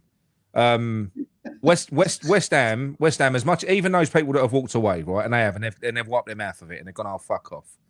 A lot of it is due to the fact that they can't stand what we've become, but mainly I think it's because of this owner. I do think if we were to get a new owner, I do believe this. I think if we were to get a new owner who was better, who seemed to care, and we started playing, you know, even trying to get our identity back as a football team. I said it earlier on. If you go back, it was only 2 years ago in Prague. Look at the amount of sleeping support that we've got. Sleeping support. We're sleeping at the moment. There's a guy in the chat there. I'm just reading one of the guys in the chat there. He's obviously American guy, and he's just put on there, Lawrence, what do we feel about American fans? Like he sometimes feel like an outsider. You're not an outsider. Look, listen, the fact that you're on this channel and not them other fucking ones, right, makes you proper West Ham, right? And it's never been about. Look, it's a feeling. It's about what you feel about the club, the history of the club, and all. It has nothing to do about whether you're in America, Australia, or wherever.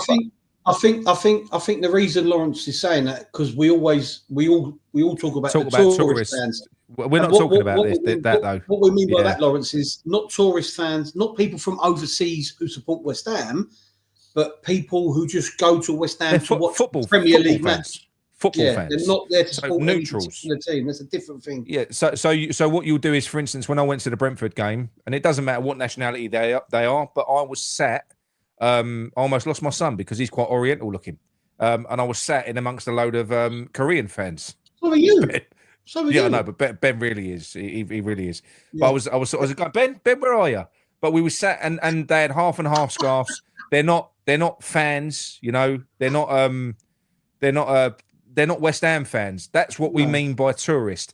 I mean, you know, you're talking about Americans. One of our old mates, Danny, when he came over, Danny Martinez, we met him. Went to a game with him. He got a hero's welcome. He got a hero's welcome, mate. That was a few years ago. So if you ever do come over and watch a game, let us know. But listen, the bottom line is, wherever you are in the world, you're fucking suffering as much as we are. Yeah. And simple as that, isn't it? And I tell you what, in some respects as well, I've almost got more respect for you nutty bastards that have chosen to support West Ham. We never had a choice. It was kind of, you know, it was a family thing. But the fact that you've chosen to support this shit show, you're every bit as much a fan as what we are. Every bit. Yeah, because it would have been a lot easier to be in America and go, oh, that Man City look half tidy. I'll buy it. You know what I mean? I'll buy that. Would have been so much easier, wouldn't it? Of course, yeah. But look, I think look, bringing it all down the way, I think we keep looking for answers, but unfortunately, the West Ham we knew and loved is gone. Yeah, it's never coming back. Some degrees of it, maybe, like you said, with a new owner and this, that, and the other, we can get bits of it back, but we're never really going to get it back. No. We'll never get back what we had, but it doesn't mean that you can't. It don't mean that you can't build something new that is good. Is what I mean. So it won't ever be what it was. I agree. Yeah. But we're all getting older. Yeah. We're all getting older, like, you know, and us fans of that era, we're all going to die out. So it's going to be the new normal. Will be whatever it is. But I don't know what the answer is. I think that's why. I think that's why, in a sense, I've even become even more desperate and more about the entertainment and more anti this boring shit than I ever probably was before. You want your kids to still love it for a start. Yeah, I want my kids to still love it. But it's like I wanted some, because you've lost your identity of the pitch and everything else. I'm like, at least give us fucking the you know, something that's remotely West Ham and what we've been watching. What we've been watching, you know, since we've been in there, really, has been the complete opposite. I mean, and the sad thing is, the sick thing is, that final season at Upton Park, that really was the West Ham way. The way that we was playing, we thought we could beat anyone. You know, we was taking the game to any team, all the top teams we was getting points off of. Even down to the last minute of the last game. I know. I think that last game in a nutshell was West Ham, wasn't it? 100%. I mean, some people say this is wrong, but from what happened outside to the coach to what happened on the pitch, was 100% West Ham, wasn't it? Oh, mate, if you look into the detail of that game, right? So that was proper Upton Park. So David De Gea, who basically spilled that winning goal, that was the fans. They sucked that ball into net, and they'd been abusing De Gea brutally for the whole half. They was in his ears, fucking ripping him. He was a nervous wreck by the time that came over. So that's what people mean by the 12th man. You're never going to get that in this stadium. You'll never know how many people were in that ground that night. No. You'll never know how many were in there because the stewards were just letting people in. I think there was more outside than there was in it as well. It was fucking mad, that night. Yeah. It was brilliant. But it's you know, we've had people saying we've had some big nights in the new ground, and there has been, you know, but do you know what? We used to have that sort of atmosphere against fucking Grimsby in a nothing game when we were fourth and bottom. We could have that atmosphere. We didn't need to be winning anything or at the arse end of a great cup run or a semi-final. We didn't need a big game to get up for the game at Upton Park, did we? It just created its own atmosphere. Yeah. I know what you mean. Oh, absolutely, mate. Yeah, absolutely. I mean, look. I've heard people tell. What was a story I heard the other day? It was somebody that came on a show and they were talking about their first game. I can't remember what it was, but they said that their first game was they went to They went to an away. It was a second leg of a game that we lost. We were 6-0 down in it in the first leg. It's Oldham. So it was a dead rubber game. And he said, I went in there, and he said, but you would never have known it. He said, you would never have known that was a dead rubber second leg. And we won it 3-0, he said. And he's, this was the second leg or whatever game it was. But he said it was brilliant. Oldham, wasn't it? I can't remember what game it was. Yeah, it was Oldham away. I went up there.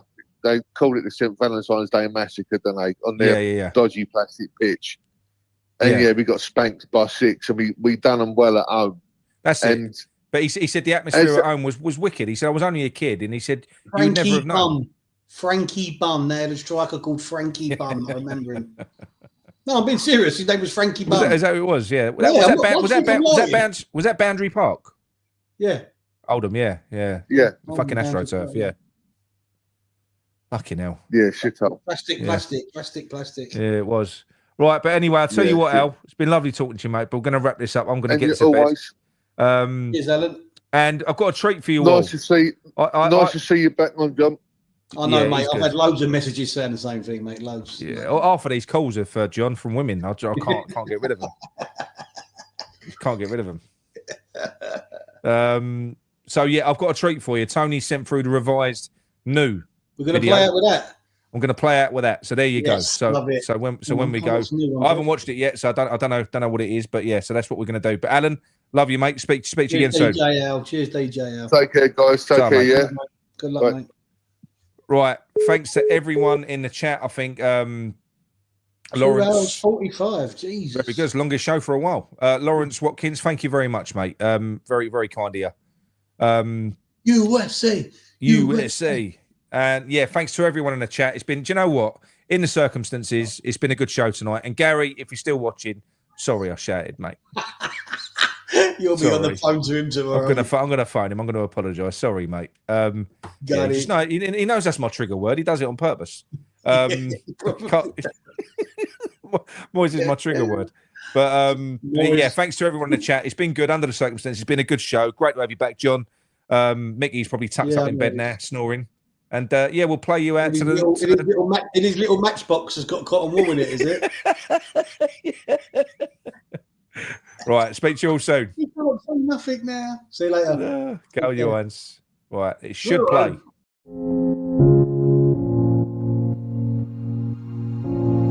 The latest of painful games under Graham Potter. We've been called negative. We've been called this. We've been called that. You keep on banging the drum, this, that, the other. That's what we've been labelled. People sneering at us, looking down our fucking nose at us. It isn't pessimism at this stage. It's realism. It's being fucking realistic. That is what this is. Anyone with, as far as I'm concerned, with half a brain could see how this was going to go. The window and this football. Barring a miracle and Potter transforming into a different manager, this was always going to happen. Always. Always going to happen. Now, look, I know that it's our impulse. We want to feel positive about it. I get it. But how much more are we going to keep on just fucking being mugged off by these people? I've said before already, we foresaw this. We did the 24-hour stream before the window opened. I was thinking I'm going to get at least 10,000 signatures on this petition. That's what I believe. But we didn't get anywhere fucking near it. There's about 6,000 signatures on there, which is a disgrace. And do you know why? Because with a couple of channels aside, James from E20, Dad's Our Job, and a couple of others, like Luke from the West Ham World, you get 20, 30,000 signatures on a petition, then that goes to the media, it puts Sullivan under the spotlight, it puts him under pressure. But what does he do? He controls the narrative via his favourite fucking idiots. Whatever we talk about on a day-to-day basis is what Sullivan wants us to talk about. Tell him this, Sean. And then someone will release an article. Certain people start making fucking videos about it. It's deflection tactics. The whole way through, we've been pushing this because we could see how it was going to be going. And then you've got other people that are pushing against it going, no, it's going to be good. Something's got to change. It really has. But I am sick to death. As fans, as a collective, we have to take our fair share of responsibility in this. We do. And I'm putting myself in that. We do. Because as a collective, we haven't done enough. Like I said, there's been a petition out there that there has, but people keep on listening because they're like moths to a flame with all the shiny new fucking stories, that we're doing this and we're doing that. We never learn. It's time that we did fucking learn and we made a stand. We're fucked. Anyway, look, that's it from me. I'm going to go. Please sign a petition. Please. I'm going out for a curry. See you later. Listen, Sullivan has ruined this club. I'll tell you. He can fuck right up out of it. Fuck off, Sullivan.